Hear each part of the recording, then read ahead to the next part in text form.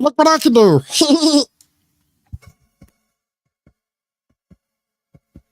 Welcome to the Grim Reaper Radio Network, the final resting place for ideas both controversial and tame.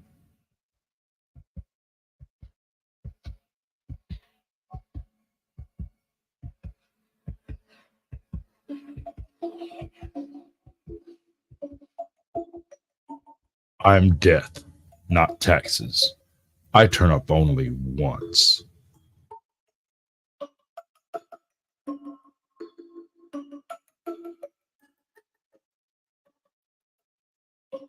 The truth may be out there, but the lies are inside your head.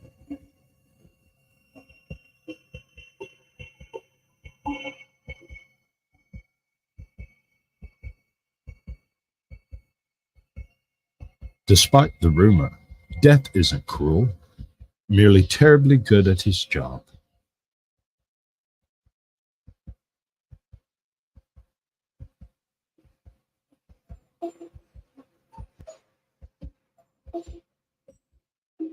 It is often said that life is cheap. This is, of course, completely wrong. Life is often very expensive, but you can get death for free.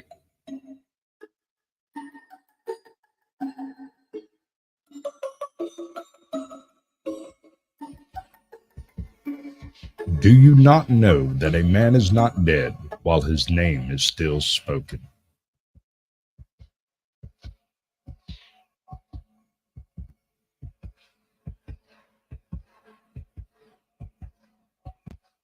Light thinks it travels faster than anything, but it is wrong. No matter how fast light travels, it finds the darkness has always gotten there first and is waiting for it.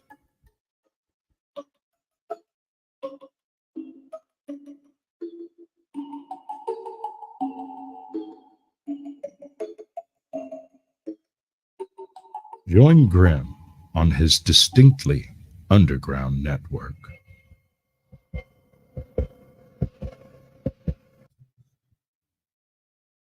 You've got to admit, that's not the strangest thing that I've done. All right, I got my Binky back. Hey, Binky, how you doing? I'm doing. Good. We'll call that square and move on with the compromise. Let me turn that thing off. How are we doing today in chat? We got a whole pile of folks mucking around over here. And I'm going to try my best not to get anybody any copyright strikes, but no freaking promises. We're going to do that thing. Do this one. I think that gets a square, right? What's up? What's truth? Good to see you, bud. Got a famous person in there. Scully. Long time no see. I used to lurk all your live streams, and I don't know. I've been real busy lately. I've been missing them. I could apologize, but I've been real busy lately. Only just now thought about it. So I'm sorry for that. How about that? That good enough? What's up, Katie? Good to see you. Welcome to the show. All right, roll back. We are going to roll back because Izzy got the gold. Izzy Pop. And oh my Lord, it lost it. Why did it lose it? Oh, Are you sure you had it? Yeah, no, I hate StreamYard sometimes. Okay, well, I guess Princess OPD gets it was the Smoking Otter that gets the silver, and Princess OPD gets the bronze. Are you sure? That's the one I'm positive. That's the one I'm missing because he gets in first. Why are you missing? It's way early and it doesn't. Oh, when you go live. Yeah, I got you. Right. Exactly. She was here. She might be watching. Who to she to what to who? Scully asked, where's Izzy? Izzy was around. She swung through. She may come back through again. I don't control people when I'm not around. Sometimes only partially when I am around. Pop. There you go. I'll pop a squatch, baby. That's the way that rolls. An award because I'm squash again. Okay, yeah, give Nez an award. She deserves one. She does excellent stuff for really reals. Okay, do you know what the show's about? Did you go check the thing? I did. Did you do your homework? I did my homework. I'm proud of you. Yeah. What do you know about, off the top of my head, opals? Opals? Not that much. A stone? Okay. It doesn't. A gem. It is a gem. That is true. It is a mineralized deposit accumulated over time through the evaporation of water and gases. So you can develop an opal on almost anything that is a change in the rock. And so you can have insects, you can have kind of like amber. You can have what? Insects? You can actually have opalized fossils. If they sit there long enough, they too can become opalized. It is a process that takes a bajillion years. That's not a specific number, of course, but it takes a long time. It's not something that just happens overnight. So I have I have a video picked out about opalized fossils specifically. Also, the unluckiest ship and the luckiest crew ever. Third, last but not least, and not last at all. Revenge. Yes. However, you might not like this one. Sorry. Sherman. And it's done by a tiny channel. I say tiny. He's got more subs than I do. You said it's what? It's done by a tiny channel. It's Sherman's Revenge. Oh, Sherman. It's the name of the video. Sherman's Revenge. Sherman's Final Revenge. Anyway, I'll get to all of that later in the show, but that's the general premise of what we're going with. Any of these videos, any of these creators you want to find, their links are in the description. Have at, feel free. Make it happen. What's up, truth be told? Brandon Mitchell, good to see you. John Smith 2046. I wonder if that's his address. It's not the year he's from, it's his address. You just got to figure out what the street name is. Maybe it's Smith Street. Hey, somebody mail that man a letter. He's been waiting a long time. All right, so our first video is from the Fat Electrician. You'll find his channel linked at the top of the comments on my page, although not on hers, because I can't control that one, can I? No. If I drop the link in chat, however, let's see. We'll do it the other way. If you drop it in StreamYard, it should. Right. If I do it in StreamYard, it'll drop over there. It should. We'll do that. Right. We call this ghetto syndication, folks. GG Deb. Yep. Truth be told, good to see you. All right. Now, this dude has a certain way about how he does videos that absolutely tickles me. He has the facts on hand, but he does it in a funny, offhanded way that is just, I love it. You ready? I'm ready. It's the time the USS Iowa got a jacuzzi tub installed in it, and then like 2 days later, an American destroyer shot a torpedo at it. And today we're talking about the ship that shot that torpedo. Ladies and gentlemen, the unluckiest ship in U.S. naval history, the USS William D. Porter, unaffectionately nicknamed the Willie D. But first, a word from our sponsor, because this video is brought to you by me in a Quack Bang print Hawaiian shirt, because we have a bunch of new merch over at the merch store. And I just started a Patreon where I'm going to be posting all the deleted scenes from these videos and a bunch of other behind the scenes content. So if you wanted to check that out, it's all over at thefatelectrician.com. Head there after the video, which we're going to get back to. By the way, all right, important background info. The Willie D is a Fletcher class destroyer. In the After Dark tonight, we're going into a bit of a celebration because I had 2,200 subs. Come on. That's what we're doing. I'm going to get a little unruly, and then we're going to watch some TV afterwards in the backstage, because I'm not going to stay drunk on YouTube for long. I've learned my lesson. Have you? Yes, you taught me part of it. There is footage of me singing something absurd on Wandering Hippie. or is it singing it? One of them. Anyway, absolute absurdity. Absolute. Boom Chicken Meow. Yeah, that works. I guess. I say that boom. You don't know, right after the attack on Pearl Harbor, America decided, hey, we need a bunch of more naval power if we want to fight this war. So they basically had two options of how to go about that. Option A, they could do what the Germans and the Japanese were doing by creating a couple of warships that were like really, really good, supposedly, you know, like they're going to have a bunch of armor and a bunch of firepower and they're going to be unstoppable and huge and blah, blah, blah, blah, blah. Or option B, they could go with the tried and true American strategy of accuracy by volume. You can have one really big, really powerful warship, or you can have a shit ton of pretty good warships and just overwhelm the enemy with sheer numbers, okay? It's kind of like that decision that you make at 2 a.m. when you're drunk and you call Domino's and you're like, hey, can I get a large pizza? And the guy on the other end of the line is like, yeah, I can give you one large pizza, or hear me out, I can give you like 57 medium pizzas for the same price. America picking the 57 medium pizzas every time. I agree. Okay, if you're not picking up what I'm putting down, the Fletcher class destroyer is quite literally the Sherman tank of the ocean. Okay, basically, America built a ton of them, which, you know, good. That's a great strategy. The only problem with making a bunch of new warships, though, is that you're going to need a bunch of new sailors, and new sailors don't always have a ton of experience, and that is where the story really begins. So once upon a time, July 6, 1943, the USS William D. Porter gets commissioned and put into service. We now have a brand new warship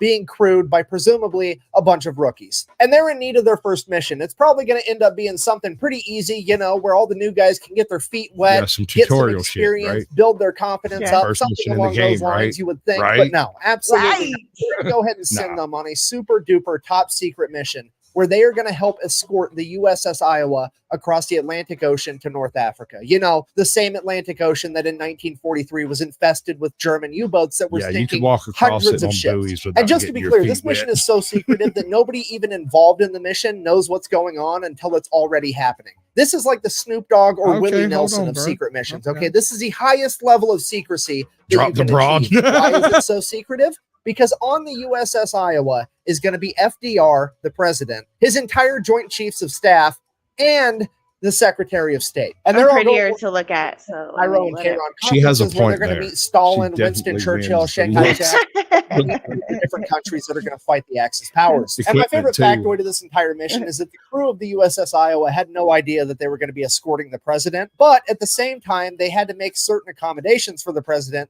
before he showed up, including installing a jacuzzi tub in his quarters. So for a period of time, there was a bunch of new sailors looking around like, why the fuck are we getting a jacuzzi tub installed on our battleship? This is awesome. And then like a week later, FDR shows up and the whole crew's like, oh, well, this makes way more sense now because obviously FDR can't really shower. He's going to need a bathtub because, you know, he's got that water polo injury or whatever happened to him. Anyways, so the Willie D goes to leave port for the very first time to meet up with the USS Iowa. And while backing up, they forgot to bring the anchor up all the way and to scrape the life rafts and a bunch of other equipment off of the destroyer next to it.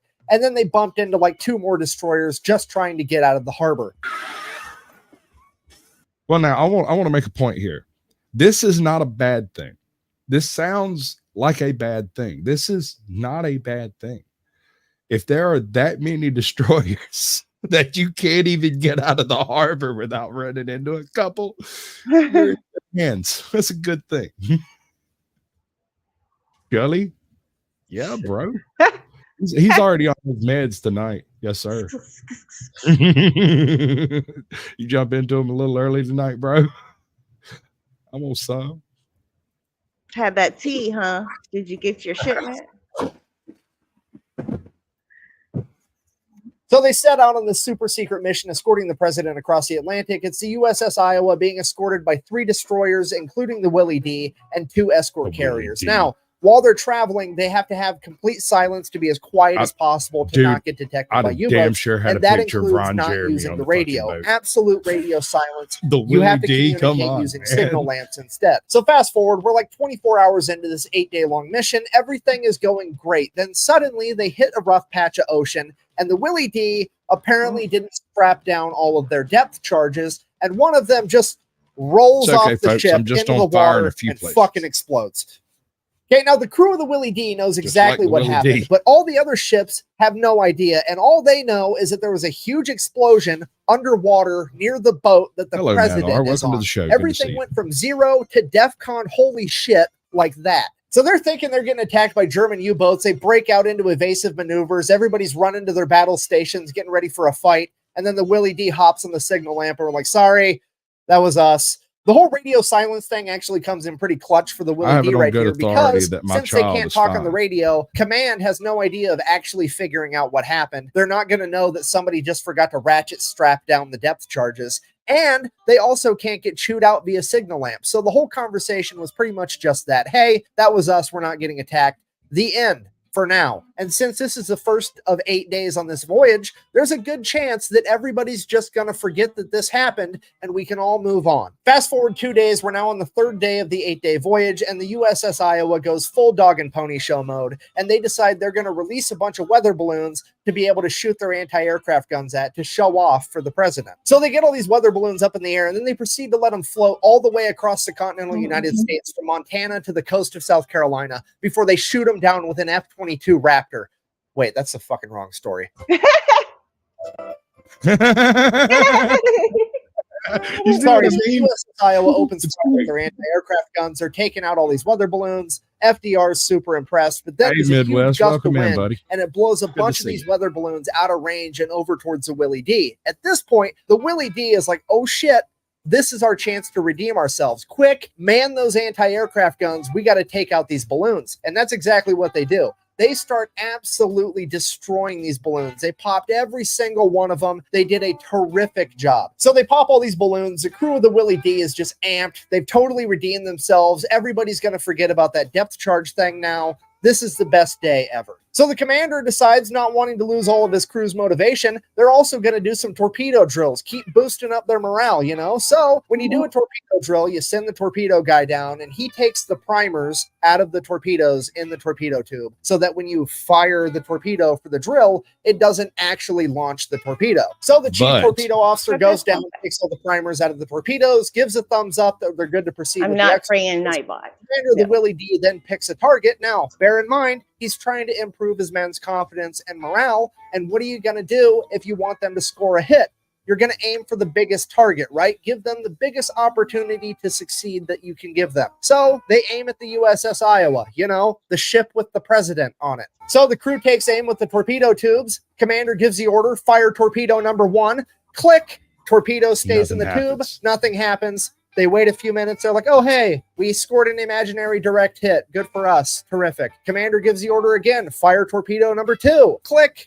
Nothing happens. Wait a few minutes. Oh, hey, we scored another direct hit. Commander gives the order. Fire torpedo number 3. Chief torpedo officer. Fire fucking what now? The president of the United States. They have between 3 and 5 minutes before that thing hits the USS Iowa. What do?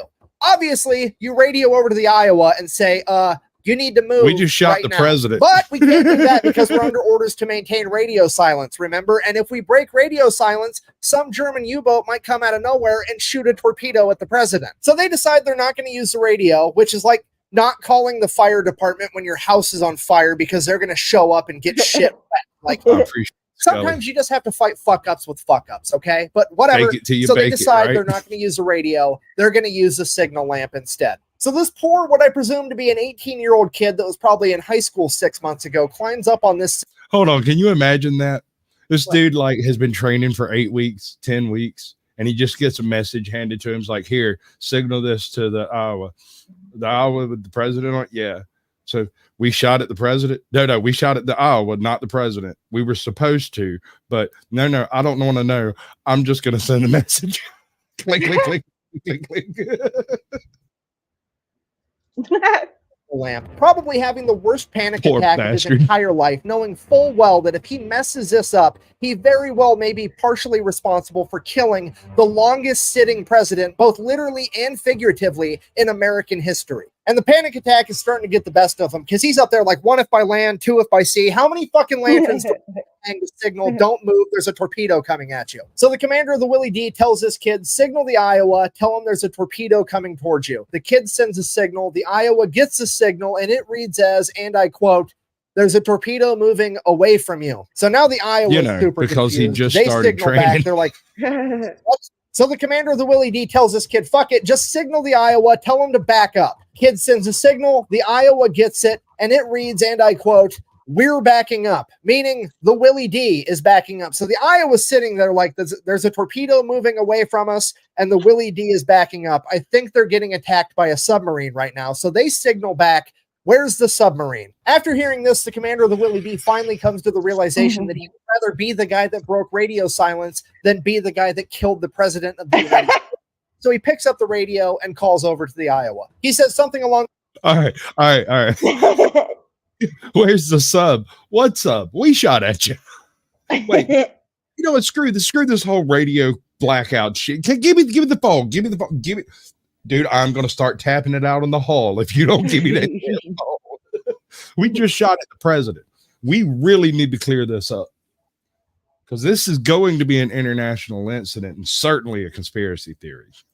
On the lines of Lion, which is the Iowa's code name, "Emergency, torpedo in the water, turn right." The Iowa doesn't know who's talking to him, so they're like, "Say again, who is this?" And he's like, "It's the commander of the Willie D, fucking turn right or you're gonna get hit by a torpedo." So they bank right. At this point, all hell breaks loose on the USS Iowa because there's a torpedo coming towards them and they have the president on board. Everybody's running around like chickens with their heads cut off. At this point, FDR decides he's going to be a complete gangster, just straight up hold my blanket, orders his secret security guys to wheel him up to the railing because he wants to make eye contact with this torpedo as it shoots the USS Iowa. And in his own document, he would go on to write about how he personally saw that torpedo miss by only 1,000 feet. So the torpedo missed. The crisis. Congratulations, Matt. You got the booby prize. The only ship that knows what happened, and all the other ships are still looking for a submarine that attacked the USS Iowa. So the Willie D has to radio over and is like, "Yeah, that was us. Sorry." At which point, the USS Iowa takes all three of her turrets, 9 16-inch guns, and turns them and points them at the Willie D. The Willie D is then ordered to leave the group, sail back to Bermuda. Historically speaking, battleship commanders are not the most forgiving creatures in the ocean. They've been known to reduce islands to naught. You know, it'd be like that. But when you can, it's kind of like a carpenter who hits everything with a hammer. It's not a nail, but he has a hammer. He doesn't have a pry bar. He doesn't have a lug wrench. He's going to whack it with what he's got, which is a hammer, which is why everyone says it looks like a nail. By themselves, where they're going to get investigated because they just tried to kill the president. And what happened next is kind of debated. One story goes that the Marine Corps boarded the Willie D and arrested the entire crew, making it the first and only time in U.S. naval history that an entire crew got arrested. Some people think that that didn't happen because it wasn't in the Willie D's official war diary. But listen, when you shoot at the president, under any circumstances, the circumstances are immaterial. They're going to investigate. And it's probably going to involve a whole crowd of you going to jail for a little while at least. But, you know. Okay, hey, Mayhem and Miracles, welcome to the show. Good to see you. Have I missed anybody on your side? No. Good deal. So there's two Midwest. There's two streams, mine and Caucasians. Yeah. Right. And we're in both places at once because I've warped the space and time to serve myself. Or something like that. I'm sure somebody else could explain it better, but I'm just going to lie. This was already a super secret mission, and this was fucking embarrassing. I mean, the government didn't release this to the public until the late 1950s after World War II. So it could have actually happened, and the U.S. government covered it up because, you know, the U.S. government covers up all kinds of shit all the time. But what we do know for sure is that the chief torpedo men that failed to remove that third torpedo primer got sentenced to 14 years of hard labor, or at least that was until FDR decided to be a complete gangster yet again, because apparently he found the entire almost assassination attempt thing funny and decided to pardon him. So that was that. The president stepped in, said it was fine. Now the Willie D got sent over to the Northern Pacific. They had to make their way through the Panama Canal, up the West Coast. Now they're operating off the coast of Alaska and around the Aleutian Islands. Is no longer they're there for about a year and StreamYards everything goes anymore. great. They do a bunch of training. They go on a couple missions doing anti-submarine work. They do some shore bombardments. Everything goes according to plan and it's perfect. Right. Then they finally get the word that since they're performing so well, they're going to get sent over to the actual Pacific Theater and they're going to be fighting in the Philippines and eventually the Battle of Okinawa. Like, this is where the real fighting is going on, and these guys are pumped to be sent there. So just to reiterate, like, they've done their time, they've put a lot of hard work in, they're starting to redeem themselves, they're getting another shot, and they're about to leave the Northern Pacific. What do you think they do? They throw a party, obviously, break out the booze. We're going to have one big party before we actually go off the war. So they all get hammered, and somebody has the bright idea. You know what we need? Some fireworks. Load a round in one of the 5-inch guns. We're going to fire it. And that's exactly what they do. And sure enough, that 5-inch shell makes its way to land. American, and not only does it hit land. This is an American destroyer, right? Right? Okay, that checks out. We're probably going to fire that gun. You probably couldn't stop them boys from doing it. Once they got clear enough, they're shooting something immediately. I mean, that's why they shot the president with the torpedo. They hadn't done it yet. So, you know, you hit the pace car. Kind of same premise. And it hits the military post that they were operating out of. And on that military post, it landed in the front yard of the commander's house while he was having a party full of all the other high-ranking officers. But this is also another event that wasn't documented in the official war diary, so it clearly could not have happened. But, okay, I've said this once and I'll say it again. Just because something is not in the official log doesn't mean that it didn't happen. Anybody that's been in the military or worked a blue-collar job knows that whenever anything goes wrong, the first thing you do is look at the highest-ranking person there and say, can we fix this without having a little bit more, Matt. Beg a little bit more. That's exactly what happens 100% of the time. And in this particular case, the commander that had a shell land in his front yard had two choices. He could A, hold their orders to go to the Pacific so that he could launch an investigation and try to get people in trouble. That's going to take 2 years of his time. That's why I have Nightbot. He does most of the work. Or he can just sweep it under the rug, pretend it didn't happen. Those guys already have orders. You do realize what would happen if I started up Nightbot, right? What? I'd have a full-on fucking revolt. Why? Liz Miz would skin me personally. If she came in here and found a Nightbot in my chat, she'd think I'd lost it. If she popped in, you could always deactivate it and let her, you know, I mean, but no way I can do it fast enough. Well, I'm sorry you're so slow. She would know. Oh, welcome to the show, bud. Good to see you. Orders to leave like this week, and they're just not going to be his problem anymore. What would you do in that situation? So the whole shooting a 5-inch naval gun into the commander's front yard deal gets swept under the rug. It doesn't do me no good when I'm on your stream to fight in the war. And unfortunately for the crew of the Willie D, absolutely no one has forgotten the fact that they shot a torpedo at the president, because every time the Willie D gets anywhere near another U.S. ship, they radio over and say, "Don't shoot, we're Republicans," you know, because was a Democrat. But despite their past and despite being made fun of, they actually start kicking ass. That would not work today. Kamikaze duty and start doing a really good job. They shoot down a bunch of would-be kamikazes. They send a lot of radio transmissions letting people know that kamikazes are inbound. They're really starting to turn it around. Fast forward to the Battle of Okinawa, one of the largest naval battles of World War II. I believe the largest amphibious landing in the Pacific Theater during World War II. And yes, the battle where the Yamato gets sunk. Is that relevant to the story in any way whatsoever? Absolutely not, but I'm going to bring up the Yamato being a coral reef every chance I get for the rest of my life. Sorry, Amen, Battle of brother. Okinawa, Willie D is on anti-kamikaze duty, and sure enough, here comes a kamikaze. But unlike usual, it's not trying to fly past the Willie D, the more valuable ships. No, this kamikaze is coming for them. Now, I've heard conflicting accounts as to what type of plane this kamikaze was. I've heard that it was either an Aichi-style dive bomber, commonly referred to as a VAL, or a Mitsubishi Zero. Now, I don't know why they call the dive bomber a VAL, but I believe they called the Mitsubishi a Zero because Zero was the numerical representation of how many times these planes made a successful. No, Midwest, I had surgery. Either way, it's coming right for them. So they open fire with the anti-aircraft guns. They end up shooting the plane down right in front of them. The plane sinks underneath the water. The day is saved. Hooray. Or so they thought, because the kamikaze apparently hit the water at the angle it was diving at. It then sank below the water and continued to glide until it got underneath the Willie D and then blew up, breaking the back of the entire ship and causing it to sink over the course of the next 3 hours. The entire crew was forced to evacuate. Thankfully, all of them made it out okay. All right, now let's recap, because everybody refers to this story as a story of the Willie D, the U.S. Navy's unluckiest ship. And it is. It was crewed by young men from the very beginning and experienced mishap after mishap,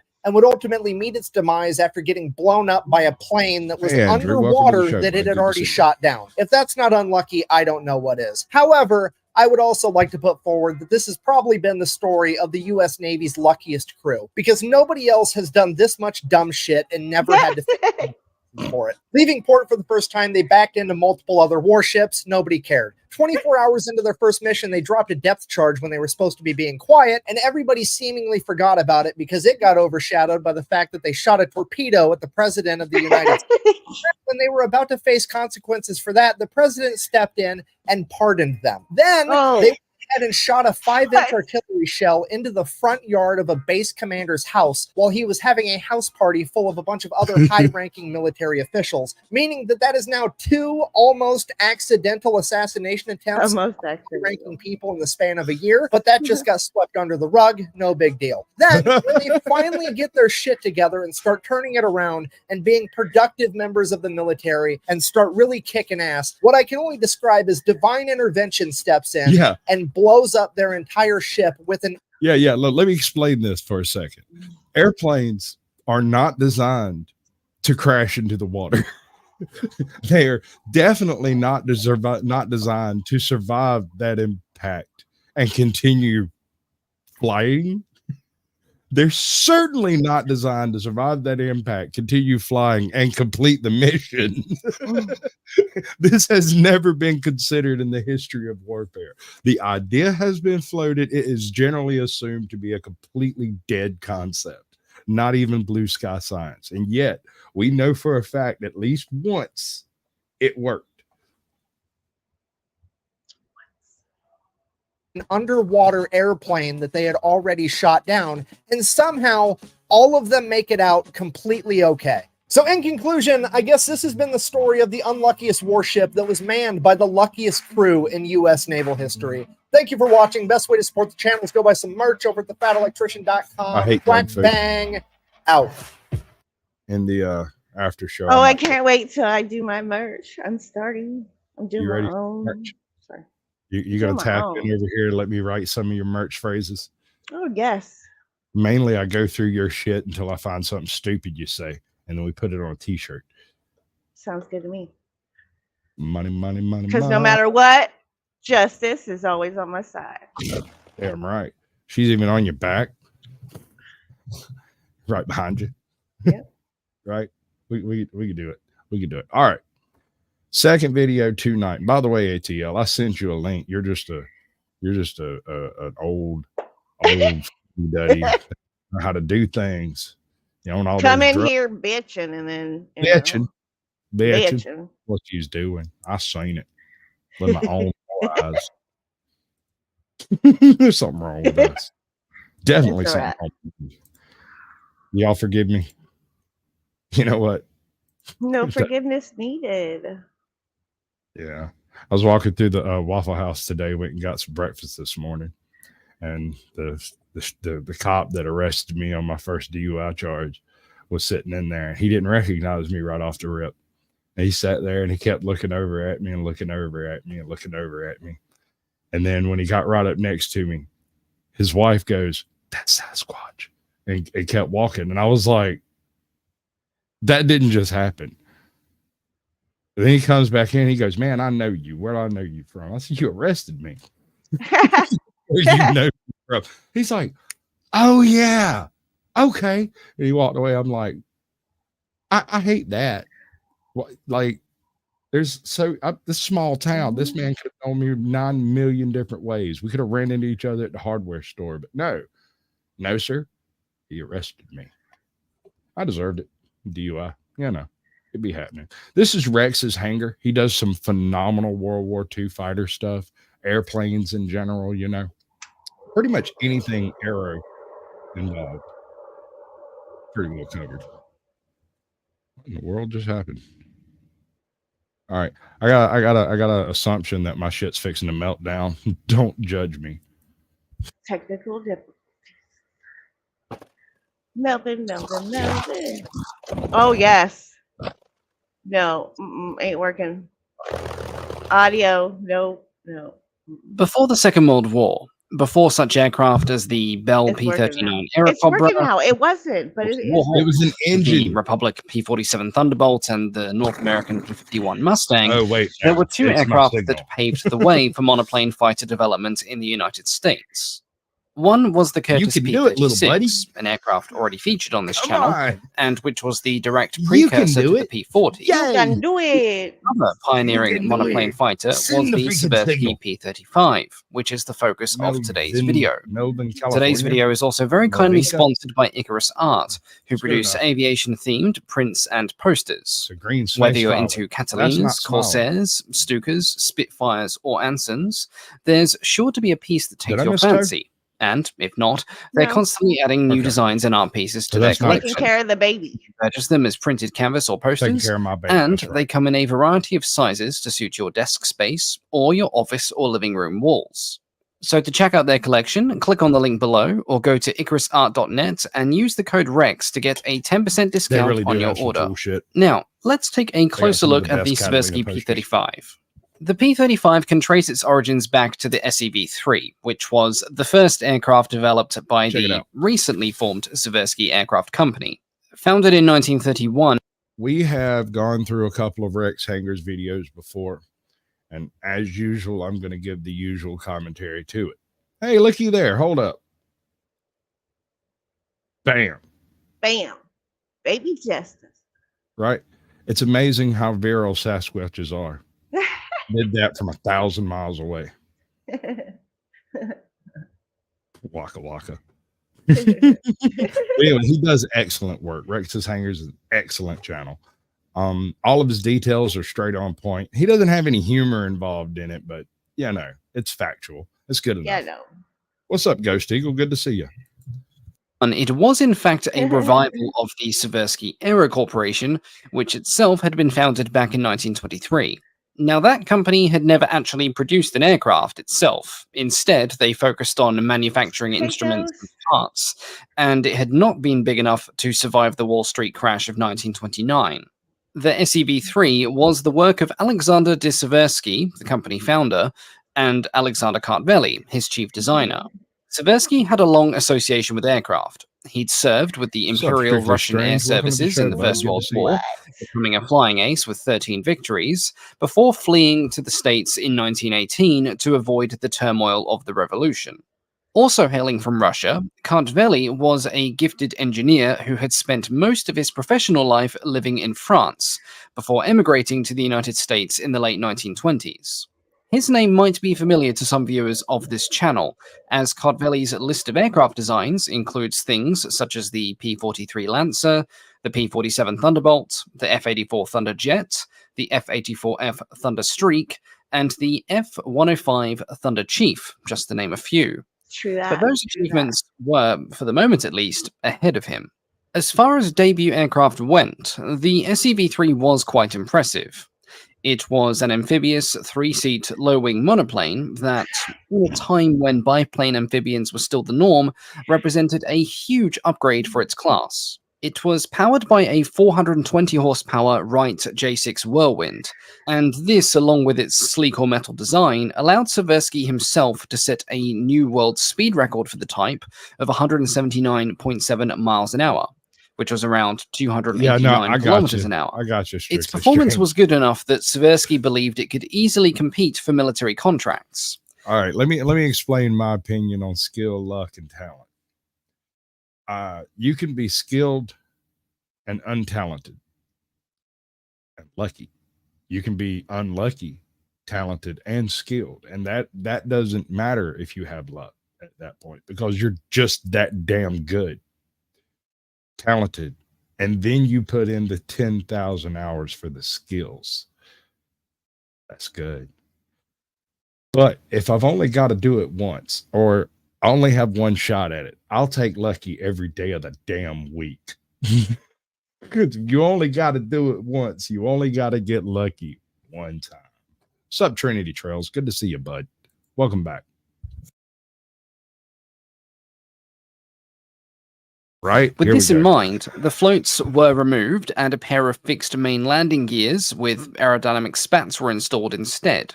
Redesignated as the SEV-3XAR, it was then sent to Wright Field to compete in a competition for a new general training aircraft for the Army Air Corps. In 1935, it won the competition and became the first all-metal, low-wing monoplane trainer selected for US service. Production models were known as the BT-8, and Seversky would end up producing around 30 for the Army Air Corps. In general, it was well liked by Army pilots. It was sturdy, reliable, and was easy to take off and land. However, there was one glaring issue, and that was it was woefully underpowered. This wasn't a result of the design itself, but an Army mandate that all training aircraft should have an engine of no more than 400 horsepower. As such, the BT-8 had been re-engined with a Pratt & Whitney Wasp Jr. To prove that the airframe would be perfectly viable with a much more powerful engine, Seversky modified the original SEV once again. A Wright R1820 Cyclone was installed, rated at around 750 horsepower, and the floats were also reinstalled as well. Alexander Seversky himself then took it upon himself to set yet another world speed record, this time clocking in at 230.4 miles an hour, which was around 370 kilometers an hour, in September of 1935. We haven't even gotten to the Unfortunately, an celebration. upgraded version of the Seversky BT-8 would not be produced. By the time the BT-8s were entering service in 1936, the prototype for what would become the North American BT-9 had already flown. This aircraft, the forerunner to the famous T-6 Texan, would quickly go on to replace the BT-8s in the latter parts of the 1930s. Welcome to the show. However, buoyed by the improved performance of the SEV-3, Seversky built a second aircraft, specifically to enter in a new pursuit fighter competition that had been opened by the Army in 1935. The SEV-2XP was basically a land plane version of the upgraded SEV-3 with a fixed landing gear.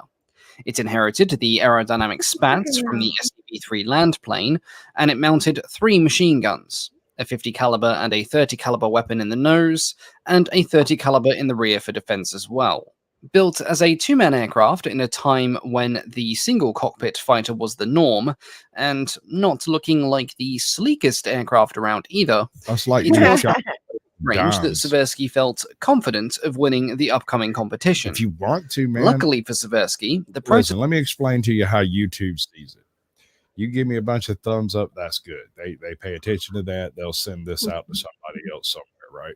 You give me a bunch of thumbs down, has exactly the same fucking effect. And I could get those if I wanted them. You would all hate me that I chose. But I choose to be a nice guy. I'm a nice Sasquatch. I do nice. You're not nice. You're so dramatic. I am so. Tough love is still nice, damn it. I guess. You got to learn to do the things you've got to learn to do. I can't do it for them, right? Right. Okay. So just because I don't do something doesn't mean I'm being a bitch about it. It just means that might be one. Oh, you're going to do it. You might not do it then. I'm not talking about you. You haven't asked me to do shit. I don't have to. You just do it. Well, I might something. Don't be pulling the wool over everybody's eyes. Prototype aircraft was damaged en route to the proving ground at Wright Field. I say luckily because during this time, Curtiss Wright had unveiled their prototype for the Model 75 Hawk, which would have completely dominated Seversky's entry in the competition and led to some serious embarrassment. Owing to the damaged prototype, the competition was delayed, allowing Seversky and Kartveli to carry out repairs. They also carried out an extensive redesign, having now seen what the competition actually was. Retaining the wing and engine, the fuselage was modified to have a single-seat cockpit with a razorback spine, something that would become a bit of a hallmark for Kartveli designs moving forward. And the fixed landing gear was replaced by a rearward retracting landing gear with fairings that completely enclosed the mechanism and wheels. This not only dramatically improved the streamlining of the aircraft, but it would also act as a slight buffer in a wheels-up landing, with the fairings taking the worst of the impact before the fuselage made contact with the ground. With said modifications made, the aircraft was redesignated yet again as the SEV-1XP, and it returned to Wright Field to take part in the competition in late 1935. Curtis Wright then immediately complained that the Seversky model had been improved upon rather than just repaired, and they demanded that the competition be delayed again so that they could make modifications to their prototype as well.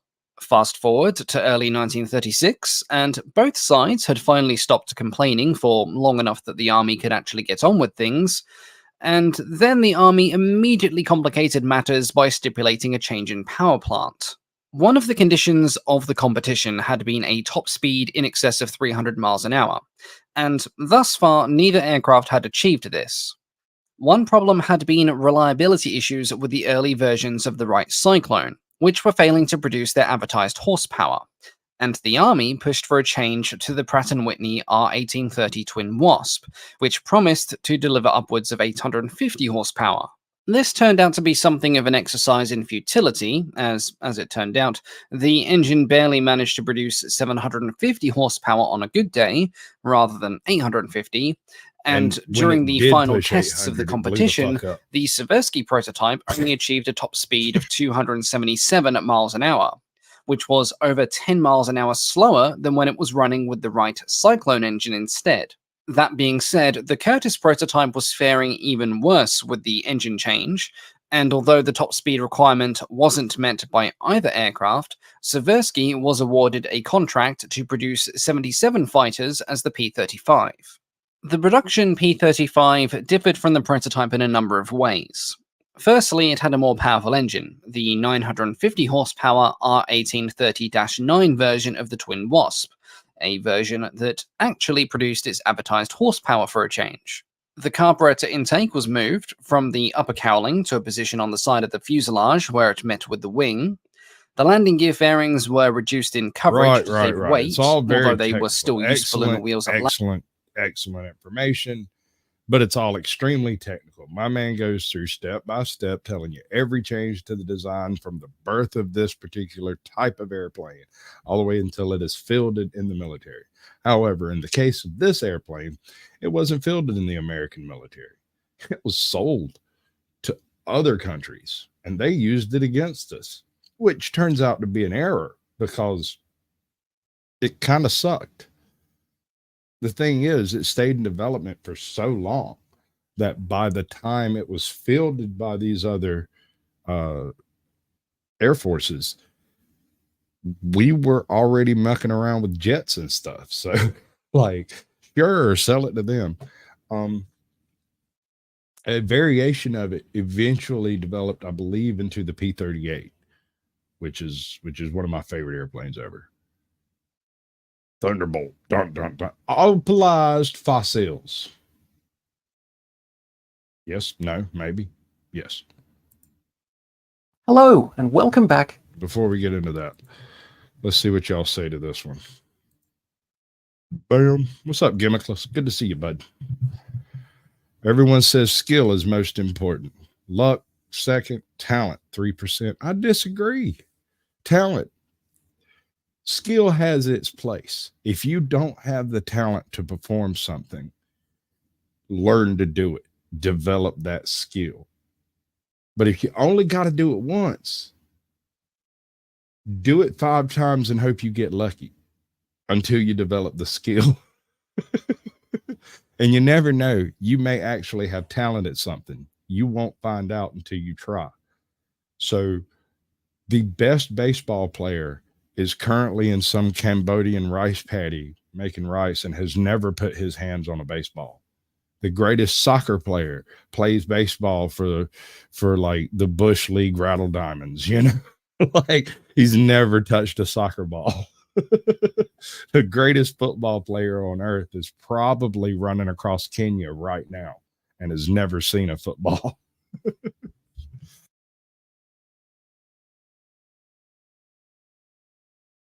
To Curiosity Mine. The Australian Opal Centre at Lightning Ridge, New South Wales, Australia receives quite a number of donations on a regular basis from its contributors. I spoke with Jenny Bramall at the Australian Opal Centre about some of the most interesting recent donations that have been added to the museum's extensive collection. Yeah, no, I can sympathize with that one. Belemnite. So it's the internal skeleton of an animal that swam in the Eromanga Sea about 110 million years ago. That's Closest cool. modern analogue really is the cuttlefish shell, the internal skeleton of the cuttlefish. This Hold one. up. We got a thing to do. The name of this channel is Curiosity Mind. And I've only seen 2 videos, and they're very, very cut and dry, right? They show the thing that the video is about, and then they move on. So, right. And it's not a terribly long video. It's 20 minutes, almost 30. One is notable for its beautiful colour and pattern. We would never choose to polish a fossil, but this one has come to us in this way, and it's got the most gorgeous shaft pattern or broad pattern in a mix, a full spectrum of colours in light and crystal opal. It's a gorgeous example of Australian light opal as well as. If you'd like to learn more about belemnite, a really spectacular example of an opalised belemnite, make sure you You cuddle a cuttlefish in which if you can want also to, hear me mispronouncing the word belemnite way more times than I'm really comfortable. Pink hand waving, pink hand waving, pink hand. Now we have a pterosaur tooth.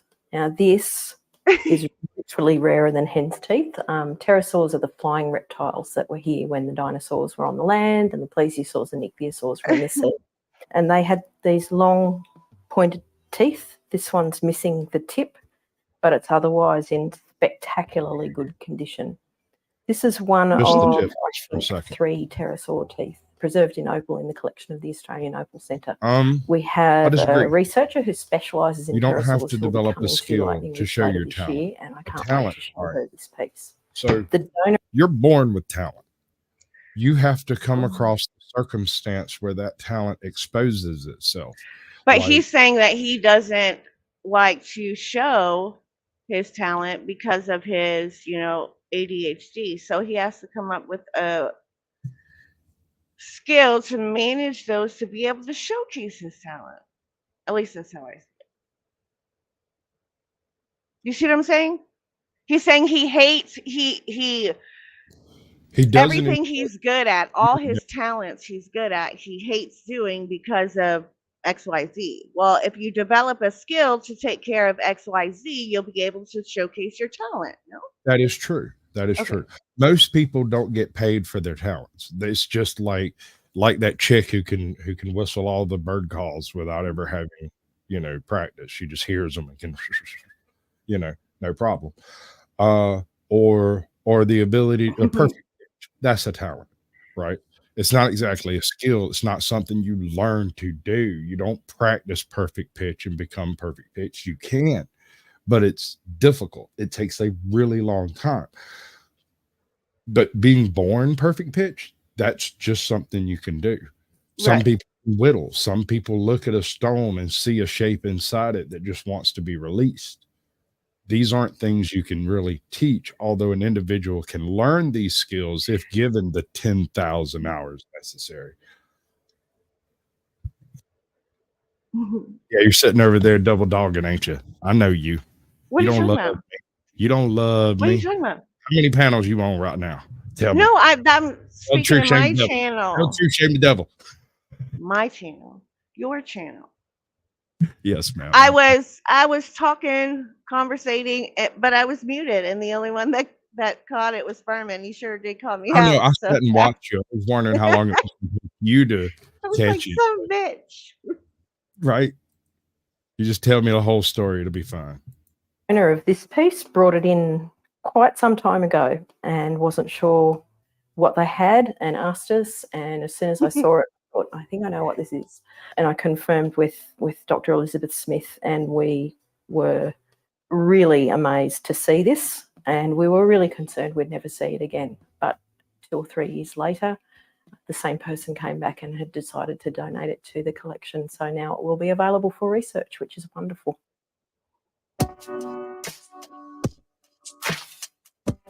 This is a small part of a collection that came into us that I really love. These are 4 little groups that are all from one mine. So it's always great for us to have a variety of things from a single mine so that we can look at the range of plants and animals and other types of formation from a single location and compare that to other locations. In this case, we have 3 groups of plant material. So this is really typical material from Lightning Ridge, where there's been a mould formed by a piece of plant material being buried in clay, and then inside the opal that's formed in that mould are pieces of clay and possible what we call rot pockets. So where the wood started to rot away, there are voids that are filled with opal. I think these are just exquisite. There's a little group of purple pieces. Another thing that's interesting, just looking at this piece, and probably the others have got the same pattern too, a lot of the plant material here tends to have reasonably clean opal on one side and then a lot of included material on the back. That piece has got that. Let's have a look. Same. So, but you have developed those trades, correct? You didn't just pop out of your mama's womb with a hammer in your hand and start framing, right? You had to go and learn how to do that stuff. And while you may have exhibited some talent towards it, you had to learn the skill of the trade. That's work, bro. That's not what we're talking about here. You may have a talent at something work related, but the likelihood of doing it for a job is very slim because, like you said, it's so tedious. It's something so easy for you that it is absolutely non-engaging for yourself. Or at least that's how I take it. But what do I know? I'm just a big fuzzy guy on the internet. Often the plant material has these blocky shaped inclusions of clay and clay right up to the surface on the back. We think what's happened is the plant material has fallen to the ground, been transported and buried, and as it's sitting bottom down, that bottom surface starts to decompose and the underlying sediment starts to sort of get absorbed up into the space. So we would hypothesize that that's the way that that piece landed when it was buried, and that it could have possibly sat on the ground in the air for some time with the bottom surface decomposing for a while before it was completely buried. So there's some lovely pieces with purple and blue. These cute little pieces have got sparks of green and orange, and again a similar pattern, so less opal on the back. We'll call that the back, but less opal on one side than the other. This little piece has got some pretty orange, green and gold and some green. So these have been sorted primarily by colour, but also by shape and size. Now these are from the same claim, but this is not plant material. These are what we call septarian structures. MLA. So there's been welcome to the show. I'm going to be dropping the link here in a couple of minutes. That has dried out. You ain't got to be on shrinkage camera. Cracks have formed inside the clay that have later filled up with opal. So it's sort of like a mud puddle or a clay pan, but in 3 dimensions. And I think these are beautiful too. They're really interesting. So these are often confused by miners and by other people for things like coral or brains or any other structure that's sort of got a repeated septarian type structure. The septa are these divisions. If you think about the underneath of a mushroom, it's got all of those fine divisions. They're also called septa. So it's from the Latin, I believe, for those divisions. A beautiful little sample of interesting pieces that are not worth lots in dollars, but are absolutely fascinating for the insights they give us into opal formation. Half time he don't even put and fossilization.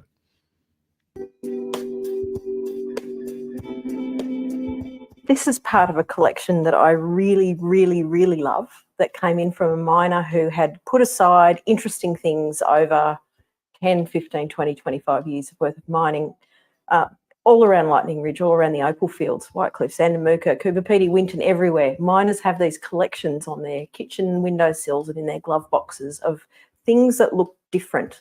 And this guy has kept these things for years, and then years later has taken the time during a holiday or COVID lockdown or something to sort of sort them into groups. So what we have here are a pile of chewing gum fossil. No, we've got a pile of really unusual little knobbies. that look like Nobbies, huh? discussed. I want a Popcorn knobby. chicken, miniature cauliflowers, chewing gum. These, again, are the sorts of things that miners might easily confuse as a fossil, but they are in fact knobbies. So they're a nodular structure. Knobbies can take many shapes and forms. They're a geological rather than biological structure, and sometimes they come shaped like this. So we call them chewing gum knobbies, and I think after today we might call them cauliflower knobbies. This is a beautiful pile of something that we see often, but not often in a group like this. This will be from multiple mines over many years. They're little knobbies that on one side have a hollow where there's been a secondary opal formation. That's what she event, keeps saying, and man. inside I don't that get it. would have I been don't know. a I'm kernel, aroused. so a little secondary nodule, if you like, or piece of opal. And those kernels have come out during the mining process to leave that little dish shape. We call it a meniscus. It's got that curve on it that we think reflects the fluid origin of the opal. And perhaps there's been a hiatus in the opal formation that's left a void, and then later that void's filled with opal. And All right, there's been a sort of a break between. I got a little thing we got to do here. What? Yeah. It's not just a chill of a Sasquatch tonight. There's something extra going on that I wanted to point out. I hit 2,200 subs tonight, like a couple hours ago. I'll probably lose a couple before I wake up tomorrow, so I'm not overly excited. But I haven't done any sort of celebratory anything since pretty much my birthday, right? Yeah. 1,500. 1,500 was the last time I did a celebration stream. Celebrate. I consider I've been pretty much incognito for the past 3 weeks, other than a few shorts. I think that's pretty freaking good, you know? Yeah, I appreciate it, boo. I was really hoping to shoot some stuff for your movie, but you never did exactly give me an exact thing to exactly do. So I got some ideas in my head about some kind of chicken lip something or other. I can't remember exactly what. But none of your business. That's behind the scenes shit, and y'all didn't hear that. All I know is without some details as to exactly how outlandish it's supposed to get, because I was picturing some Ginger Billy type stuff, right? I'm talking like some Daisy Duke shorts and a sunburn. And a sunburn? Yeah, that's maybe a pair of rainbow suspenders or something. I don't know. I was gonna go hard on it. I'm down to clown, but anyway. So yeah, I'm gonna bring up your big baby picture. That's what I'm gonna do. Yay! I wanted to show the people who just come in. Sorry, she's my treasure. My whole world. Anyway. Thank you. Did you crash and burn? All right. I had to get the hair off my neck. I was sweating straight down my back, y'all. It's like 68 degrees in here, right? It's 99 in my garage. Okay, but it's 68 degrees in here, and I'm sweating like a pig. I mean, like a cop, like a cop on trial, like a cop on trial facing 30 years in the big house. No, she is not. No rest whatsoever. No rest. Yeah, I'm sure you did, Kat. I'm sure you said something they didn't like, and the next thing you knew, you was missing some stuff. She slept through the night for the first time last night. It was amazing. And if she didn't sleep all night, I just didn't hear. Did I miss Meg? Where's Meg? Wait, shut up, Meg. Wait, where's Meg? Did I miss Meg? I don't know.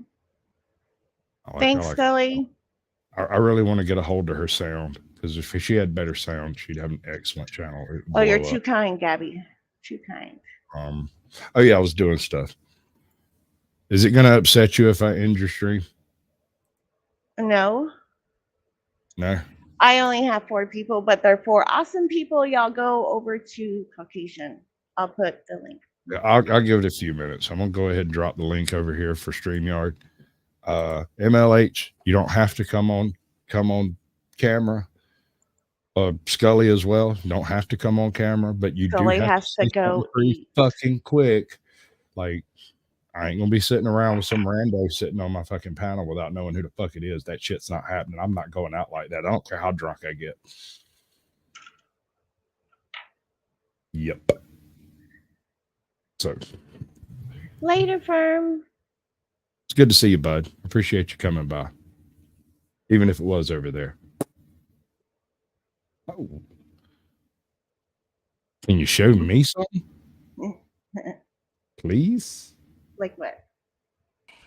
All right, say something. Hey, what's up? What's up? That's good enough. What you up to, bud? No, not much, man. I thought I'd say hey to you. I haven't been on a show in a little bit here. You know, just thought I'd say hey. What's up, baby? Appreciate it, bro. Another day, another day. You know. What are you up to, Squatch? What are you watching? These are opals. These are creatures that were once alive that have become opalized. Oh, interesting. Opalised. I like opal. Yeah, opals are awesome. They're way rare.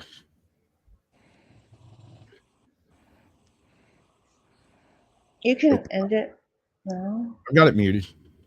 It sort of almost looks like it's had a semi. I can keep it low. This is a pile of knobbies with a really knobbies. Shape. I'm telling you, every time she says it, my dick chewing twitches. gum knobbies. What? Knobbies. Sometimes we call these. But you never given a knobby? They've been given many names that just. I find that hard to believe. But they've got this pointy shape. These are used as teeth or confused for teeth, fossil teeth, but they're in fact knobbies. So Again, I guess that's the point in time for a toast, huh? That one's been broken through probably in an. Shall I start with my basic toast? Process, totally down with the toast, man. All right. Is a dark So, grey near black. Oh, that's the best, ain't it? Here's to you and here's to me, and may we never disagree. But if we do, to hell with you. Here's to me. I like that. I got that from an old witch in a crack house. And I didn't mispronounce that. I mean, witch is in throwing haints at motherfuckers and shit. I'll tell you her name, but she's already changed it. It's got a fine texture on this side and then broader on the other. Hey, firm. Welcome in, boo. Really interesting lessons and clues. Hey, Chad. It's not just Chad. It's the Chad. Here are the Chad. Elongate things. I think that man should do the should like take a picture of him face and get a Chad filter and just use that with the little piece. And thing. again, I got too much beard. You can't see. By miners because they're so different. They're really distinctive in their shape and form. Some of these could be mistaken. And these things come in all sorts of things. A little worm burrow or something. If I'm not mistaken, the material that is opalized was laid down in the last million years. Another vaguely tooth-shaped one. All right. Fascinating little. So anybody who is not currently in here the thing is, from hers is fixing to lose the show. It's not There's personal. nobody there. It rolls. There's nobody there. Any void it goes into. Super. Yeah, a really terrific collection of fascinating little. I just want to hear Squatch say knobby again. Knobby. Many years. Knobby. Knobby. This is one of the prettiest crocodile teeth you'll ever see. Right. Even the teeth of crocodiles. 100 million year old little crocodile tooth. Cool. From a crocodile that lived at Lightning Ridge a long time ago and could never have How cool is that? one of its teeth would be buried. It's a fossil, but it's a gem. But it's a fossil. But it's a gem. The chances of a fossil being made is extremely rare. The chances of finding a gem is extremely rare. And yet this is an area where we find fossilized, opalized fossils regularly.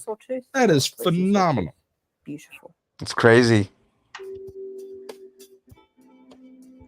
This is the tailbone of a little dinosaur.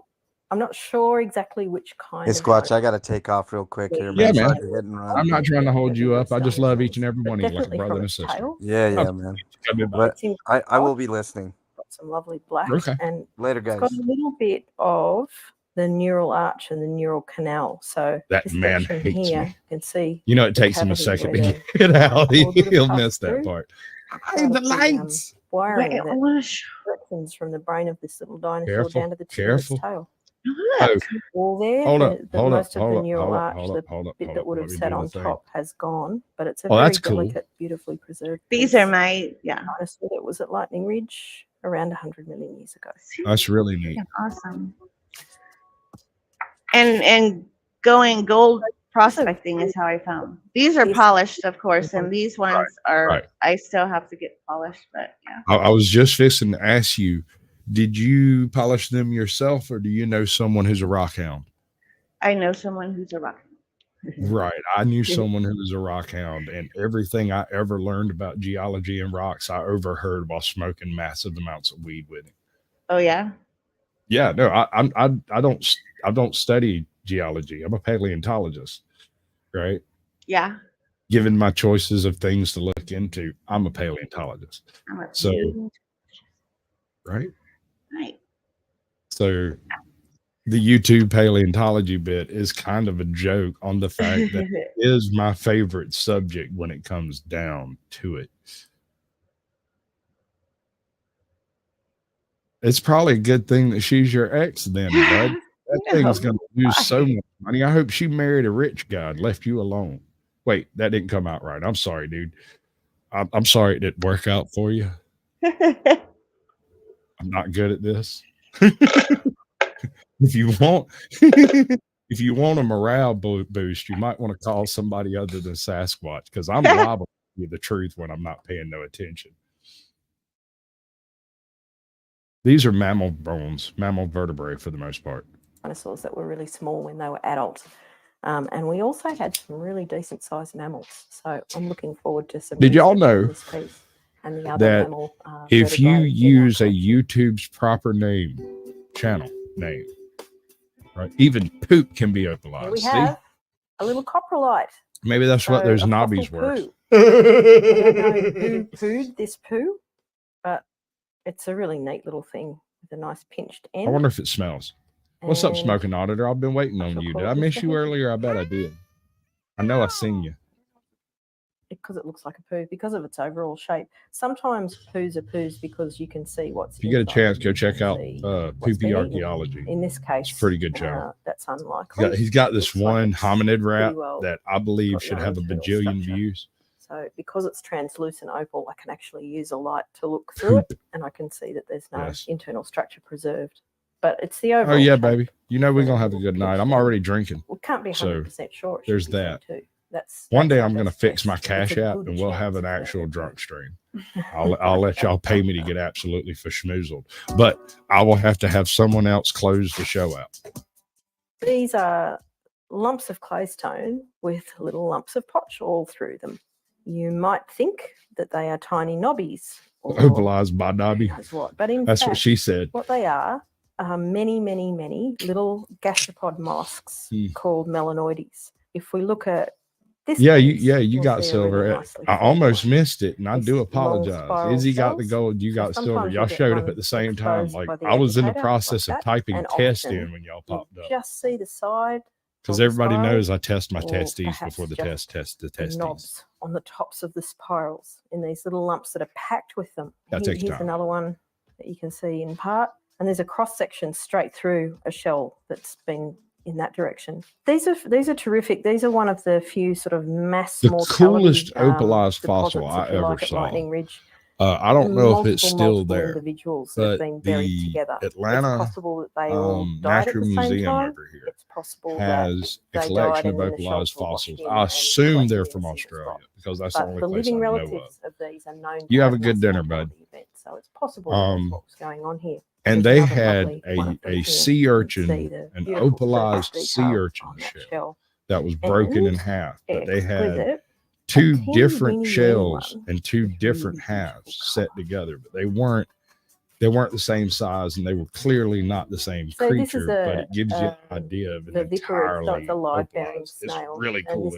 Opalized sand dollars would be real neat. At Lightning Ridge, as opposed to the melanoides, which are a different kind. Not very much in the way of play of color, but Not perfectly preserved, but still a really lovely little Plesiosaur snail. vertebrae. Yeah. Is that not your Here we favorite sea have monster? An amazing set of vertebrae or backbones Amylite? from a plesiosaur, which is a swimming reptile.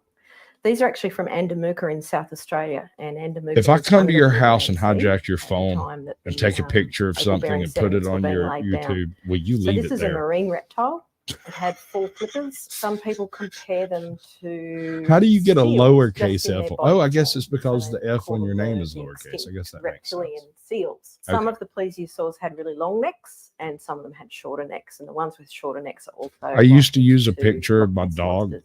So there's that some I interesting speculation. caught him that while he Loch was Ness sleeping monster is still upside there, down and with his there's head hanging off the plesiosaurs couch with his look on the lips all outside. flying all In any wild, case, wild. This is And I took a wonderful picture to of it have, and then flipped it over a series of and 2, used 4, that for 6, my 8, 10, 11 of these.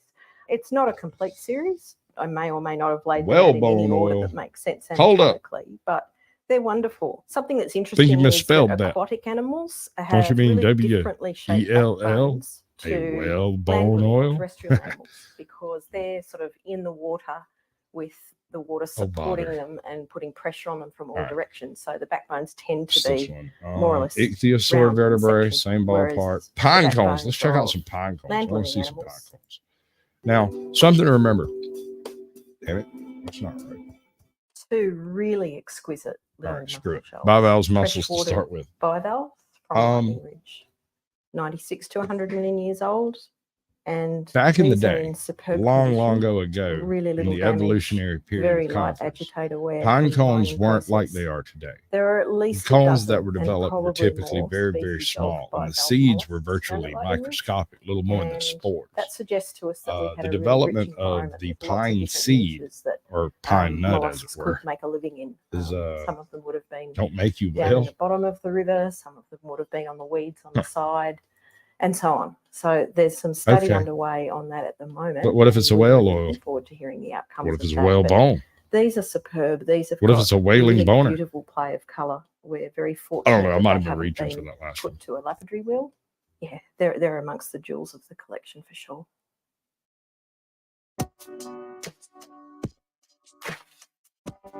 This is part of a beautiful collection of pine cones from a single miner amassed over many years. These beautiful little pine cones are from trees, probably Right, they're tiny. Araucarian trees, so probably ancient relatives of things like the Wallamai pine and the Norfolk pine and the Bunya pine. So ancestors of things that we have today. They're really beautiful. They're very Then you should take it to the identifiable, doctor sometimes because of the and have them scaled hit it with a pattern hammer, on would be miners my will guess. confuse them with scaled animals like reptiles. So occasionally we'll hear old mates found a lizard head or a fish head, and it'll turn out to be an unusually large, long pine cone or piece of plant stem with that. All right. scaled Story time. I went to school with a guy. And I've mentioned him before, but I'm not going to drop any names at the moment. But he got real tweaked out one night, started drinking, and he lost his mind a little bit, right? And he started telling this story. And later on, he denied ever having told this or it happening. But I have reason to believe that he may have been telling the truth drunk and lying sober. But my man tells me that he hooked up with this particular girl. And a couple of weeks later, he started dripping off at his unit. And he didn't want to tell nobody. And so he tried to arrange to go to the doctor without anybody knowing, any of his family knowing about it. And in the process, they found out about it and asked him why he was going to the doctor. And so he lied and said that he was sick, right? He's like, I got a cold, right? So his family forced him to put off the doctor's visit for like 4 or 5 days after he had managed to like schedule it, because they live way out in the woods. I mean, like, homie might have had to buck up an old buckboard to get into town. And he was prepared to do this without anybody knowing it was happening. He was just going to hike out to town on foot and not tell nobody where he went. But they found out about it and was like, well, we'll take you. Just take a little while. So he ended up putting it off like a week. The story he told me, and he may show up at my house and try to put a bullet in my skull for telling this story, but only the people who were there would know, and most of them are dead. So The story he told me was the first 3 days was absolute hell, and then it got bad because the discharge of his malady had created a blockage, and he had to basically pop it like a pimple every few hours to keep things flowing properly ish, right? So after a week, it had become so sore he couldn't even do that, and it had blown up like a football. And when he went into the doctor, he swears that the doctor hit it with a rubber hammer to dislodge the blockage, right? And then did the 10-inch freaking Q-tip to check the bladder and everything, right? Oh, God. Man, I was sitting there with like 4 guys listening to this crap, and every single man in the room screamed like a little schoolgirl when he reached over and grabbed a little trim hammer and slapped it on the freaking table. He was like, bam. He's like, that's why I can't even look at these straight. On it, but these are really beautiful.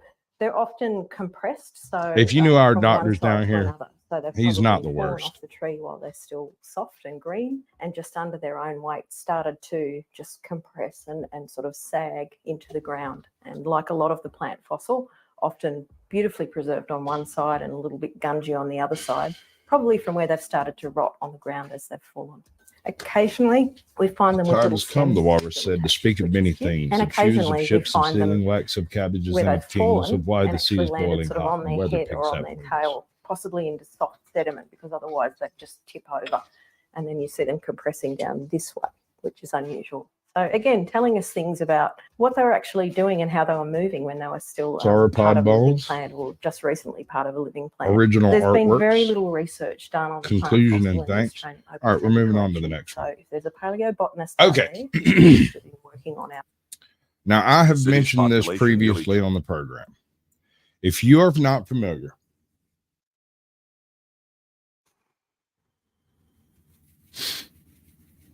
Uncle Billy's boys, they came through and stayed for a few days, about midway through the Civil War. They stopped off here and moved on to Savannah like a happy little family after burning, raping, and pillaging and destroying absolutely fucking everything in their path. The town I happen to live in is one of 4 towns on the march to the sea that wasn't completely burned. That's not to say it wasn't destroyed. It was. The whole town, with the exception of about 27 buildings, was razed to the ground, including the courthouse, the ice house, and the gathering hall. All of the churches were burned. Every building that had a stick on another stick was razed to the ground, unless the army, unless Uncle Billy's boys themselves were utilizing it, which apparently involved 27 or 29 buildings, depending on what newspaper you read. Now this is all extremely local and extremely anecdotal. There's all sorts of these little highway marker signs all over the South. I don't know if y'all have them in other states, but they are proliferous through this area because every single location that Sherman stopped has a whole history of signposts devoted to it. You can go down the road a little ways here and you'll find where they split up their columns at Ball's Ferry. You can go up the road a little bit here and you can find where they crossed the river at Milledgeville. You can go a little bit further over here and you can see a sign that describes their crossing at the Oconee Ford, which used to be a train track and would later be a train track again. But the Confederates, they burned it before Sherman got there. So they forded the river there. All right. When Sherman left Washington, he had a plan. And his plan was quite simple. It's very simple, similar to bin Laden's plan, to be honest. His plan was to cause so much chaos, death, destruction, and sorrow. The quote he dropped is, "I will make them squeal." And he did. He burned a path through Georgia that is still to this day visible from space. You can look at the directions on the map and tell where Sherman went because the places he burned are now highways. You can go from North Georgia to South Georgia, which used to be a freaking issue because that's not the way the land lies. But because Sherman come through and burnt a fucking line from Atlanta to Savannah, there just happened to be a whole bunch of land open for roads. So when people start talking about what is needed to fight the U.S. government, I always ask them if they are familiar with Sherman's doctrine. Now, Sherman never wrote a treatise that I'm aware of. William Tecumseh Sherman was a lettered man, but I'm unaware of any war doctrine that he committed to paper. He was, however, a proliferous letter writer, and hundreds, if not thousands, of his letters are available in various museums. You could probably find most of them online, if not all of them. My point being, he utilized terror tactics in a virtually unlimited capacity. It was not until he reached South Carolina that he reined his boys in a little bit. But he burned the Capitol and he burned Savannah. So the man knew what he was doing and his doctrine was sound. The question is, did anybody learn from it? That's my question. I don't know. Let's see what this man thinks about it.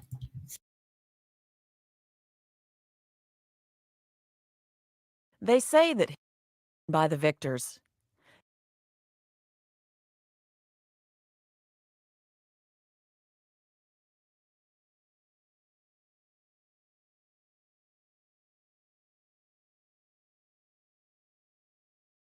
Are we still right over there? Close enough for government work, at least. Let's see. Get that back in the middle. There we go.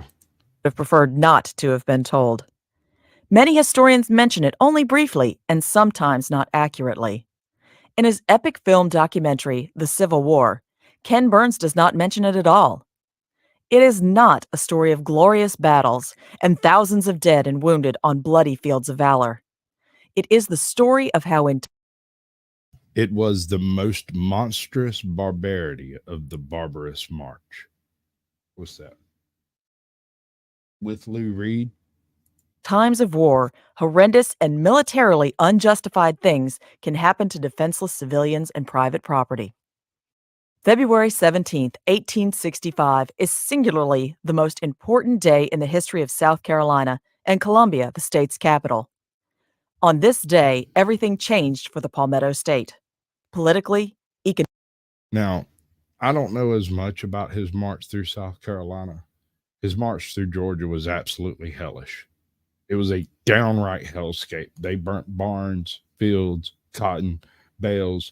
They burnt outhouses. If it was big enough to house a person, it got burned down. That was the policy. And if that's not a terror tactic, I don't know what is. Now, I hear tell that South Carolina didn't fare as bad as Georgia, but it might be just because he didn't spend as much time there. I don't know. So let's find out. Economically, socially, nothing would ever be the same. It was the day the wealthy became poor and a beautiful city was destroyed. It was the real Emancipation Day for slaves in a powerful southern state so closely associated with that now universally repudiated institution. No one was spared hardship and loss, neither the rich, the free blacks, nor the slaves. Accusations of responsibility were made and denied immediately after this dreadful day. A government hearing was held. However, the first-hand accounts of soldiers and civilians who were part of this tragedy paint a clear picture of events and motivations unfettered by historical interpretation and explanations. I believe you, Kat. This is the true story of the most monstrous barbarity of the barbarous march.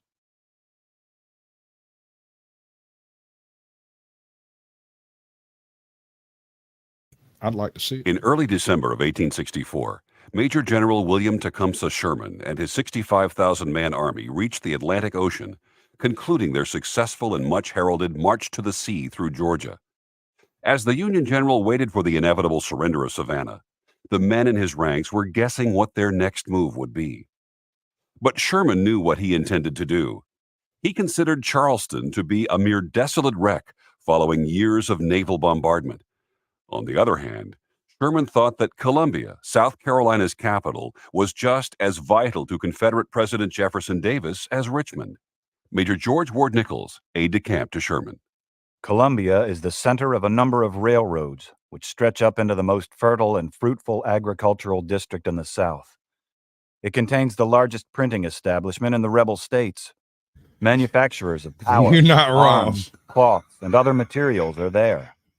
Columbia, it was an therefore, equal opportunity is a richer terror prize force. That and is more true. important capture than any city in the South.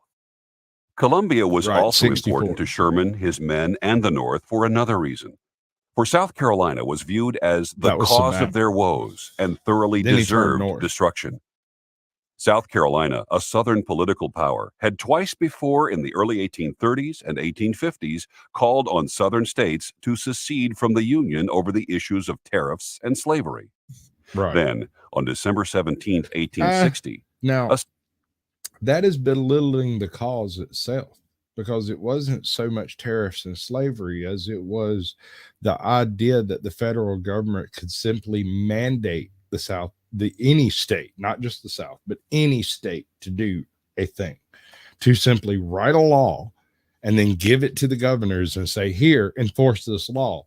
And the governors are like, fuck off. We're not doing that. It did involve state slavery. It involved taxation. It involved the 3/5 plan. It involved all kinds of tiny details that went into the actual creation of what became the Civil War. But history, your history teachers only want to grasp a hold to slavery and say, this is what caused the Civil War. It was largely economic and a direct fight against despotism of the federal government, the overreach of the feds, essentially.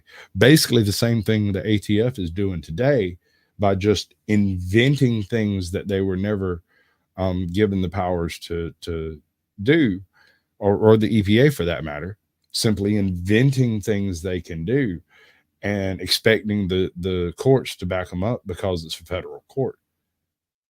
And the state said no. Some of them. And some of them were like, yes, you will. Granted, a whole bunch of abolitionists were on both sides of this argument. No one wanted war, but it was left to Abraham Lincoln to make a despotic decision that the federal government does, in fact, have final say.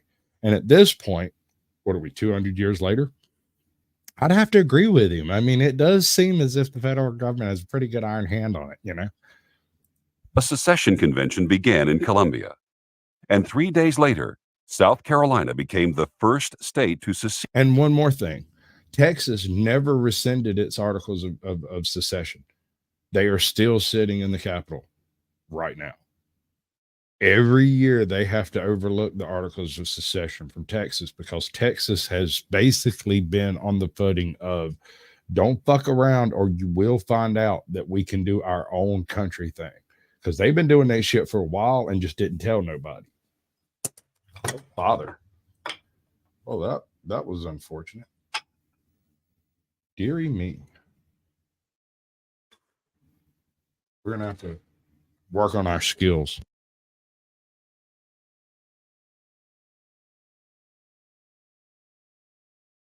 Secede from the Union, and was quickly followed by 6 other states. On April 12, 1861, the first shots of the war were fired at Fort Sumter in Charleston, South Carolina. Sherman had no doubt whatever as to his future plans after Savannah. I have thought them over so long and well that they appear as clear as daylight. I left Augusta untouched on purpose, because the enemy will be in doubt as to my objective point after crossing the Savannah River, whether it be Augusta or Charleston, and will naturally divide his forces. Columbia was Sherman's real target. But on December 16, 1864, Sherman received a letter from Lieutenant General Ulysses S. Grant, Commander-in-Chief of the Union Army, dashing his plans. Grant directed Sherman to establish a base on the coast and, with the balance of his command, come to Grant by water with all dispatch. Sherman responded quickly with 3 letters to Grant within 6 days, respectfully arguing for his plan. December 16th. Indeed, with my present command, I had expected, after reducing Savannah, instantly to march to Columbia, South Carolina, thence to Raleigh, and thence to report to you. December 18th.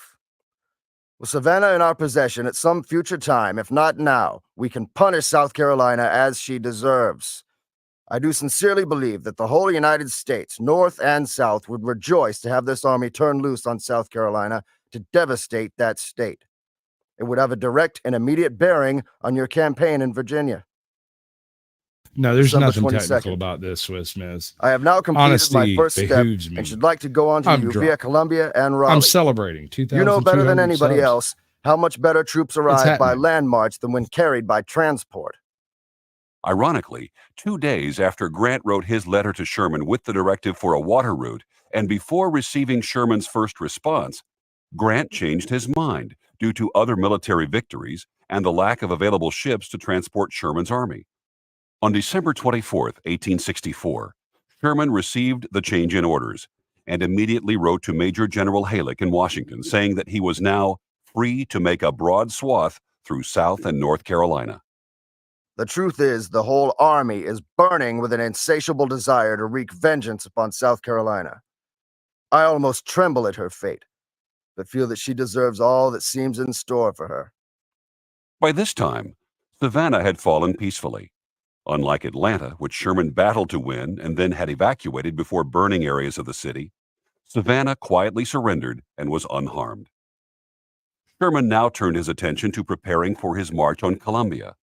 He planned to start on January 15, 1865, but the rains so flooded the country that he was brought to a standstill. Unharmed is a funny statement, considering that he burnt every single bale of cotton he could find in Savannah. He burnt all the rice, all the indigo. He burnt every outbuilding and property that wasn't directly associated with the functioning of Savannah.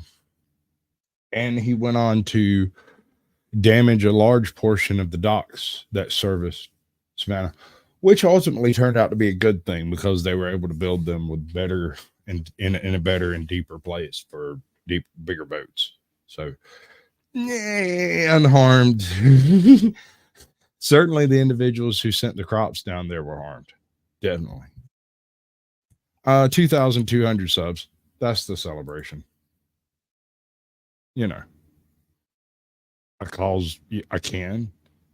guess. I mean, I've been bobbling back and forth between 2,000 and 2,150 or so for a minute. So I feel like it serves a purpose. Still, while Sherman's army was deluged by water, most of Columbia's residents, 120 miles away, continued to believe they were not at risk. The city's population nearly tripled from its pre-war size I largely of 8,000 think that's due why to the South refugees, lost. and the assumption that Columbia would be None of the protected from states the actually Union worked Army. together. They all Treasures of all fielded kinds were individual sent armies. to the city for safekeeping. So there was no cohesion. Columbia in also developed a defense or the reputation fight. as one of the Confederacy's liveliest cities. At the end of 1864 and into the following year, Columbia's City Hall was the setting of almost weekly concerts of various kinds. While there were shortages of some goods, luxuries of all sorts were for sale in local stores. On December 29, 1864, Columbia Mayor Thomas Goodwin issued a call for fortifications to protect the city. But he received few hands and fewer tools. Instead, residents planned and held a great bazaar on January 17th in the old wooden State House. Amen, sister. This lavish 3-day and 4-night event raised money for charity and was attended by thousands, including dignitaries from many southern states, to dine on extravagant cuisine. One attendee called it a Southern achievement of genius. It seemed that the world and his wife were there, and such a quantity of gold lace never flourished before. If all had been coined, we would have helped many a poor private to their necessary apparel, of which they are now deficient. How the angels flourished and flaunted in before the war finery. While they danced and dined in Columbia, Sherman transported the right wing of his army by ship to Beaufort, where the heavy rains made the roads impassable. Mules and wagons actually sank out of sight. Hold on. Wait. That is not Beaufort, South Carolina. It's Beaufort. I swear to God, you go there and you talk to the people that live there, even the mayor of that town, you walk up and say, what's the name of this town? He'll say Beaufort. Almost Beaufort, because their southern is very deep. It's a low country. It's a little different. It's infected with like yeah, I'm willing to celebrate a Thursday too, man. Every day is a day, right? It's infected by a bunch of like island patois, including Gullah. And I was lucky enough to have come across a very childish book on how to speak Gullah.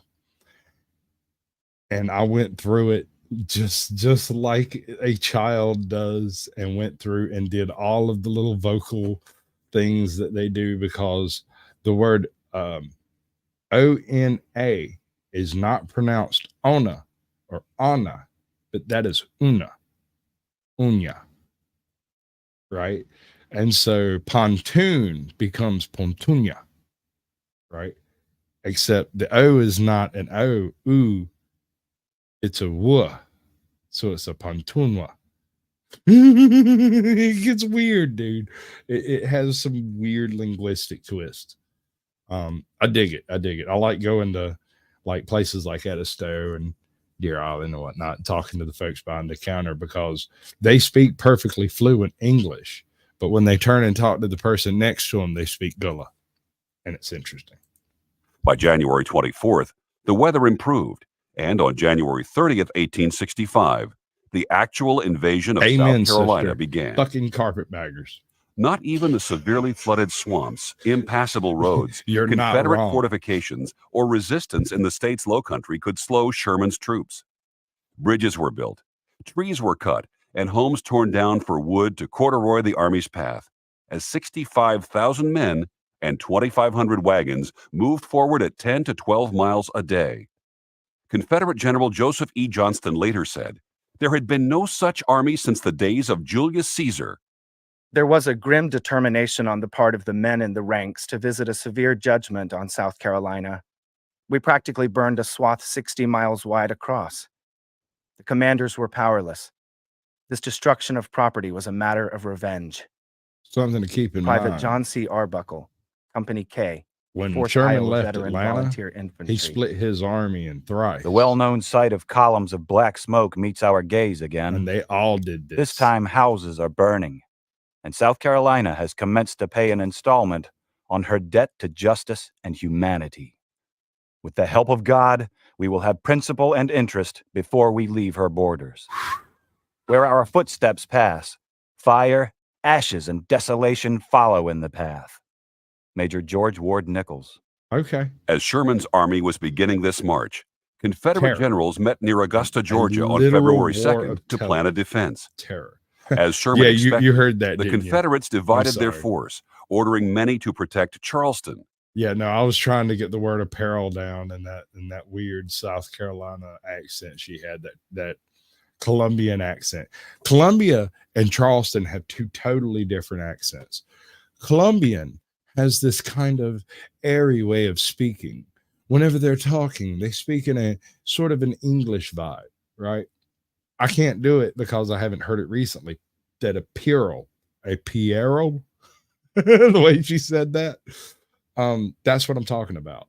It's very much unlike the Tulane version of Southern educated gentlemen. You know, it's a totally different twang to it. Very, very different from the Texan and even like Louisiana, Mississippi, very different. Charleston has a whole bunch of island patois, and it's very much like New Orleans or Savannah, where Savannah's natives, and I mean the real natives, not Not the rich people who live down there. I'm talking about the folks down on River Street getting drunk in the freaking alley and getting hand jobs around the corner. I'm talking about those people. They don't speak a normal English. Carry your monkey ass down there on a Tuesday night around 2 a.m. First of all, you'll get robbed. After you're robbed, listen to how they're talking when they're robbing you. Just like go to underground Atlanta. You'll find a very different set of accents. These people speak a very proper sort of ghetto. I don't know where it derives from exactly. I'm assuming mostly the radio and hip hop. No, I don't believe anyone ever did tally up a death toll for Sherman's entire march. Reinforcements from General Lee in Richmond were requested, but only South Carolina's General Wade Hampton and a division of riders were dispatched to help. With Confederate forces out of position and outmanned, Sherman's columns were now fast closing in on Columbia, averaging nearly 15 miles a day. You're going to have to tell me 13th, what I said, having ravaged the so countryside, much, I've learned to destroyed the just railroads, and burned the towns along their path. Sherman's massive army was only 21 miles from Columbia. Sherman knew that only a small military force was present in the city, and thanks to his army's maneuvering, many of its citizens still clung to the belief that the Union force was heading to either Augusta or Charleston. In the early afternoon of February 15th, the first and only substantial defense of Columbia met Sherman's forces about 5 miles south of the city at Congaree Creek. For several hours, Confederate troops held their line of breastworks on the north side of the flooding creek. But by late afternoon, after wading through waist-deep water and mud and flanking the defenders, Sherman's men crossed the creek with few losses and made camp within 3 miles of the city, with the Congaree River standing between them and Columbia. It's a beautiful river. While the opposing forces were fighting at Congaree Creek, and with the sounds of battle clearly heard in the city, many Columbia residents were trying to flee by rail. Joseph LeConte received orders on February 10th to ship the chemical laboratory of the Confederate Nitrite Bureau from Columbia to Richmond. That is one thing I read about. When they were abandoning Columbia, not right before the army showed up, but like a couple of days before. Initially, they were using passenger cars to evacuate everyone, and when it became obvious that the passenger cars wouldn't cover it, they started hooking up cattle cars. The story goes, and I read this in an old yellow journalism newspaper, so take it with a grain of salt, although it does sound legitimate. The story goes that at first they were no. ATL Transparency News has a New Jersey accent that has been corrupted by a Southern dialect. That's why he sounds so very angry all the time. He's not arguing with you. That's just his accent. He's not mad. That's just his accent. I've met him in person and sat there and watched him laugh and giggle while talking like he wanted to bite my head off. He's a sweet guy. He really is. Don't listen to him. Just pay attention to what he says. Wait, who has a killer beard? That dude? Yeah, no, he does. I'd like to interview that dude's beard. Boxes were sent to the depot on the 14th, where they sat until LeConte was able to get them on board a train the next morning. As the fighting at Congaree Creek was ending, LeConte went to the depot again to see if his shipment had been sent. It had. The depot is still crowded with people trying to get off. The panic is really frightful. Women and children pleading to be taken aboard. It is difficult to see the surge in plead en masse and remain unmoved. It is difficult to resist the strong tide of human sympathy. Still, I try to remain calm. The authorities say there is no danger. At about midnight, Confederate forces began a light shelling of the Union camp that lasted until morning. While only a few casualties were sustained, Sherman's men did not sleep well. At dawn on February 16th, Sherman's troops were again on the move, and before 9 in the morning, the whole southern bank of the Congaree River opposite Columbia was in their possession. In all of our campaigns, no other city in the South awakened our interest and bad feeling as did this city of Columbia. Something to keep in mind. You hear about these southern cities falling immediately, putting up no fight, not resisting at all. They attempted to escape, but didn't actually fight. They shelled them during the night, randomly. But in the morning, when they could actually shoot at concentrations of soldiers, they didn't do that. Why? The reason is the fighting age of the men inside the cities ranged between 12 to 68, and not fighting age from 12 to 14, and from like 47, 45, we'll call it 45 to 60 years old. All other men of fighting age had already gone to war. They were trapped in various war camps and POW camps and whatnot. Yeah, it's a huge city now. It's amazing.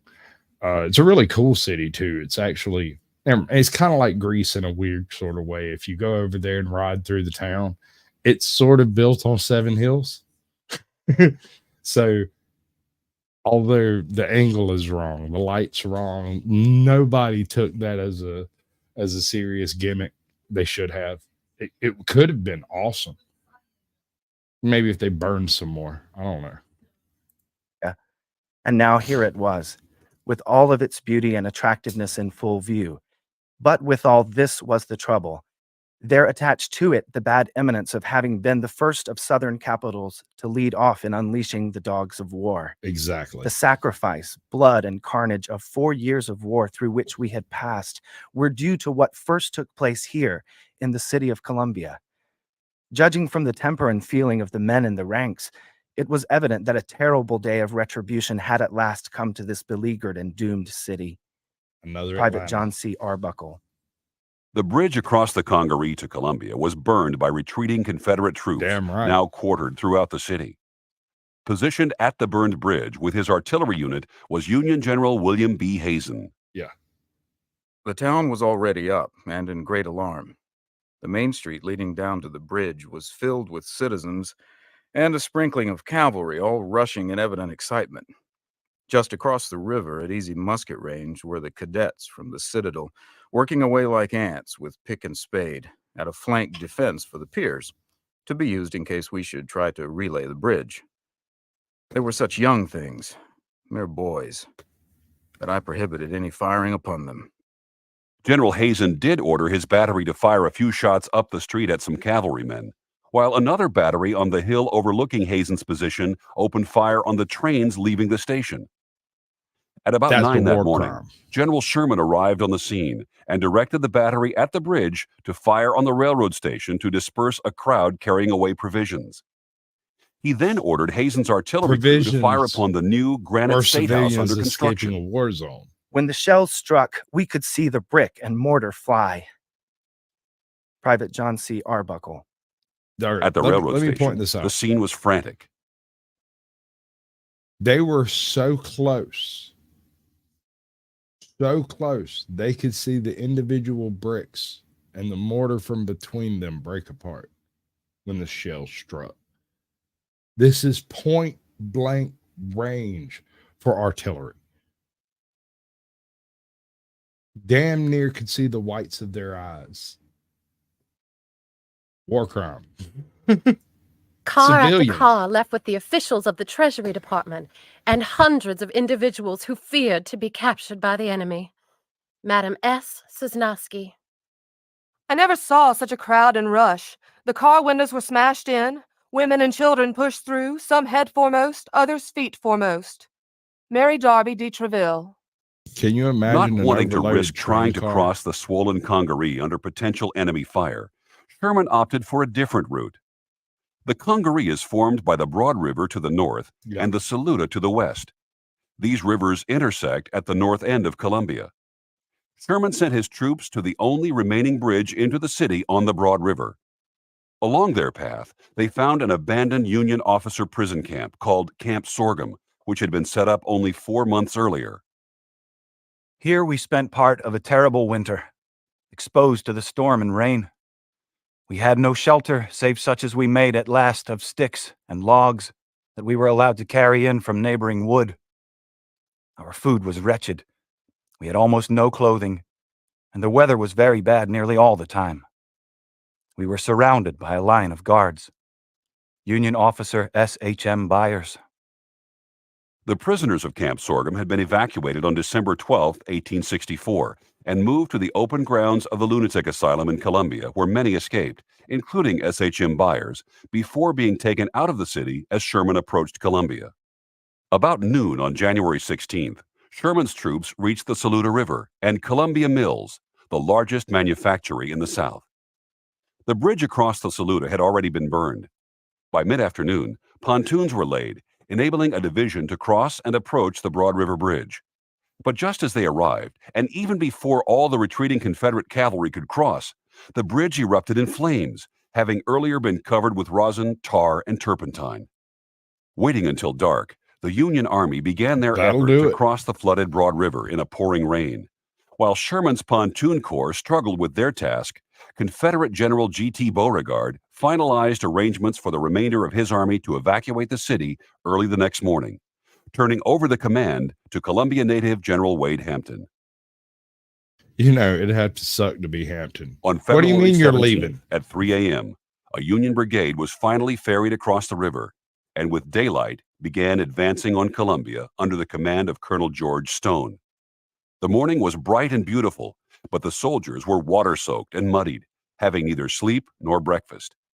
Engineers immediately began laying pontoons for a bridge, while Generals Sherman, Howard, Blair, Logan, and Hazen watched from a high bluff. At 10 o'clock, just as the pontoon bridge was being completed, the city's mayor and several other prominent citizens met Colonel Stone outside the city to surrender Columbia. They received assurances that the city would be unharmed, a promise later reaffirmed by Sherman, with the exception of some public government buildings.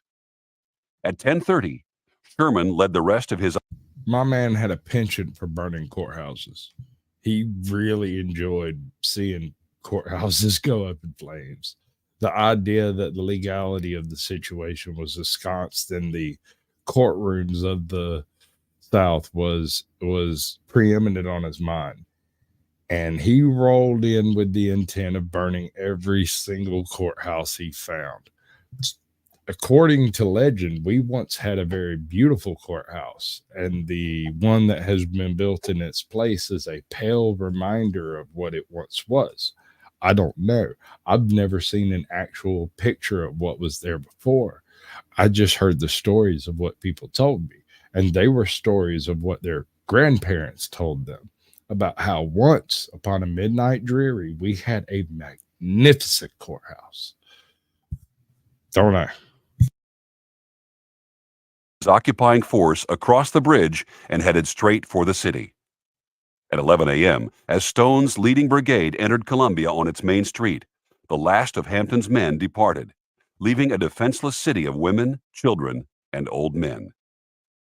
All the stores in Columbia, some of which had been looted by Confederate soldiers the previous night, were closely built up for 1 mile down the city's main street, which leads to the old Capitol building and the new one under construction beside it. Bales of cotton were placed down the middle of Main Street by Confederate forces in anticipation of an order to burn them so as to keep the cotton out of Union hands. While the order never came, some bales were reported smoldering or on fire as Sherman's troops entered the city. These were quickly controlled by Columbia residents. There were no fires of significance when the city was surrendered. The Stars and Stripes were raised over the State House dome and on top of the uncompleted State House, while a heavy detail of men was placed on patrol duty. We have conquered and occupy the capital of the haughty state that instigated and forced forward the treason which has brought on this desolating war. The city which was to have been the capital of the Confederacy if Lee and the rebel hosts had been driven from Richmond is now overrun by Northern soldiers. Major George Ward Nichols. David P. Cunningham, Union Army correspondent for the New York Herald, described Columbia. It was famed for its fine public buildings, its magnificent private residences, with their lovely flower gardens which savored of oriental ease and luxury. It's hard to conceive of a city more beautifully situated or more gorgeously embellished, with splendidly shaded walks and drives, with flowers, shrubberies, plantations. Most of its stores and public buildings were of brick, while most of the private residences were framed, So, neatly baby, come painted, talk to with me. I'm piazzas drunk, hanging with celebrating, and plants and nobody's up creepers, here with me because I'm unsurpassed in the masturbating on elegance YouTube. of their Look at finish, this. Look at the this. beauty of their I'm watching grounds, history. and the luxury seemed to pervade the place. Cunningham witnessed Sherman's entrance into Columbia. General Sherman, accompanied by several other generals, their staffs, and orderlies, Allegedly. formed a brilliant cavalcade, rode into the city amidst a scene of the most enthusiastic excitement. Ladies crowded the windows and balconies, waving banners and handkerchiefs. Negroes were grouped along the streets, cheering, singing, and dancing in the wild exuberance of their newborn freedom. Ringing cheers and shouts echoed. Hey, Cap, there's this little button in there called private. Far and wide, mingled with the martial music of the bands as they played "Hail Columbia." Toe. I did a thing. Y'all want to see the thing that I did or continue the video? 1, to continue the video. 2, to see the thing that I did. Some of y'all have probably already seen it. I played it earlier tonight. It's probably going to get me a strike, but I don't care. Turn off all your playlists to private. It's a good girl. That's the way you do it. That's what you do. That's exactly how you handle that trash. Yeah, Yankee Doodle and other national airs. It was indeed an exciting scene. The discipline of the soldiers upon their first entry into the city was perfect and most admirable. There was no disorder or irregularity on the line of march, showing that their officers had them completely in hand. They were a fine-looking body of men, mostly young and of vigorous formation, well clad and shod, seemingly wanting for nothing. But if the entrance into town and while on duty was indicative of admirable drill and discipline, such ceased to be the case the moment the troops were dismissed. Columbia resident James Gibbs. This city was full of whiskey and wine, and the more colored than people who one swarmed the streets way. set it out on the sidewalks by the barrel with the heads It knocked is in definitely and a tin cups colonizer provided. history. Bottles and demijohns were passed liberally to Absolutely. the troops passing through the city to camp quarters. Private John C. Arbuckle. If As you'd General like to have a Howard, private whose troops were in conversation charge of the city, backstage, established I will end the headquarters show in a house near the immediately and we can university talk. and went to sleep. General Sherman occupied a house not far away on the east side of town. Both were some distance from the troops who had taken over the streets of the city. Until now, Columbia residents had hoped that their fate would be much like Savannah's, where there had been no great destruction of personal property. That hope quickly faded in the afternoon hours. Our first trouble came about an hour after the entrance, when 2 horsemen rode into the yard and came into the house, saying they had come to look for arms. They ransacked the house and helped themselves to all the small things they fancied. At last they rode off, assuring us that they would call again. Robbery was common. Harriet H. Ravenel. They stole anything that About wasn't 2 to held 3 down that p.m., they the soldiers began breaking into the stores and banks. The plunder and destruction of valuable We property can have was that full beyond conversation, description. dude. I was You're passing in the luck. Bank of Charleston and the Commercial Bank of Columbia. I'm celebrating tonight, and I have a bit of a airy persona. I'm not willing to have a conversation with a stranger on public display, but I am willing to have a conversation with a stranger backstage where we can discuss your channel, whatever you'd like to, actually, because I'm interested in a conversation currently. I will be continuing the drink because I'm celebrating, and mandatory Carrie may show up and he's a total asshole. Fuck you, Carrie. Love you. You're very, very late, which just shows exactly how you are. No, dude, seriously, you're welcome. Bring your ass some positivity. As soon as you pop up backstage, the link should be pinned in the chat, and I'll end the show. We'll roll in. I'm not calling it a debate. I would like to hear your side of whatever it is you have to say, so that, you know, in the future I can generate a conversation about it. I'm not trying to have a fight. We're not going to argue. I'm not interested in any of that. I would rather understand what your channel's about so that I can better describe it to other people. I don't care what it's about. I've interviewed ghost hunters, Bigfoot hunters, pixie hunters. I've interviewed all kinds of insanity people, and the idea of colonizers is not nearly as crazy as pixies. I'm sure it is. I haven't had a chance to look at your channel. I'm perfectly willing to talk about it, but I mean, I can't do it like live, like right now. I mean, I'm celebrating. I'm drunk. 2,200 subs. We're drinking. We're celebrating. We're doing the thing. Anyway, colonizer history. Back to it. Columbia, and found a squad of about 50 soldiers breaking them open and loading themselves with silver to the extent of their ability to carry. And if you're going to come at me in the city while I'm drunk's probably the best. There was a marked air of absence from all restraint and control. Okay, your James truth. Gibbs. That's good Out of enough. fear for their property, I don't residents care. began I mean, requesting if you Union believe guards it, for I'm their willing to homes, listen. and many were granted their I would like requests. to hear it.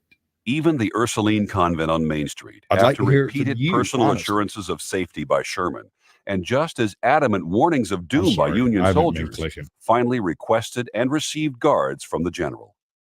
Although neither Sherman nor his officers issued orders for the firing of the city, some Union soldiers warned residents that Columbia And I would got be you, boy. burned, and even described how rockets would signal for the destruction to begin. Towards night, crowds of our escaped prisoners, soldiers, and Negroes were parading the streets in There's groups. the link over there. I'm David not ending Cunningham. until somebody comes here and At tells dark, me the night of gives me terror something began. to do. As the signal officers of Sherman's divisions shot off rockets in standard practice to show their locations, Hey, logical fires spot. began to Welcome in, break buddy. out Good to all see over you. the city and I neighborhoods. appreciate you coming by. Soldiers carried pots and vessels of turpentine, kerosene, or other flammable liquid in which they dipped balls of cotton, lit them, and flung the fireballs over and under houses. The But, troops charged with patrolling the links- streets did nothing to stop the rioting. The streets were crowded with murdering groups of demons from all the The corps in link's the in army. the chat. Do I need to David drop it Cunningham. again? I will. The boys were spreading the conflagration by I'm not firing going the to city do. in 100 Okay. places. All right. I am perfectly willing to have a conversation with you. And regardless of how that conversation goes, I'm willing to do a Sasquatch Shields for your channel.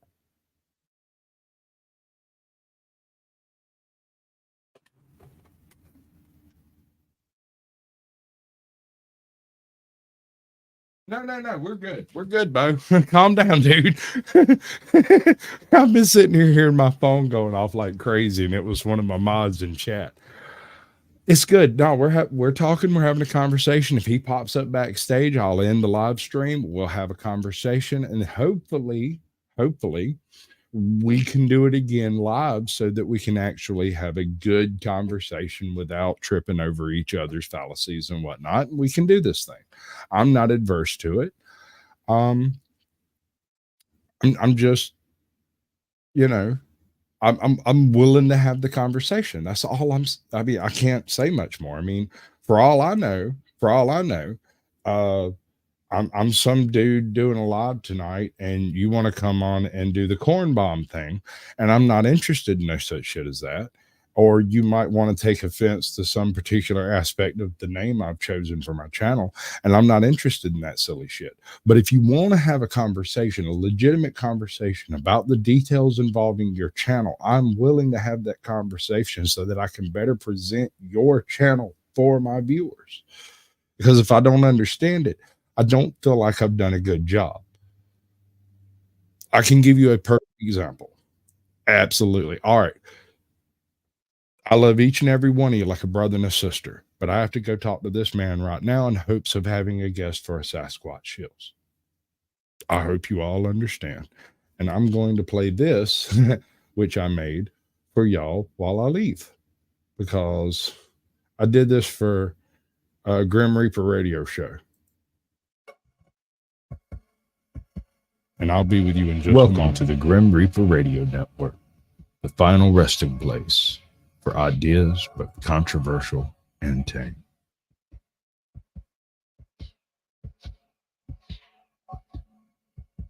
It's only 2 minutes. Just give it.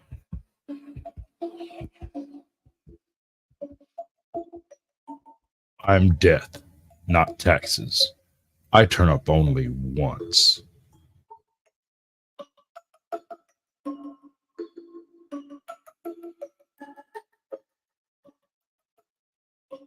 The truth may be out there, but the lies are inside your head.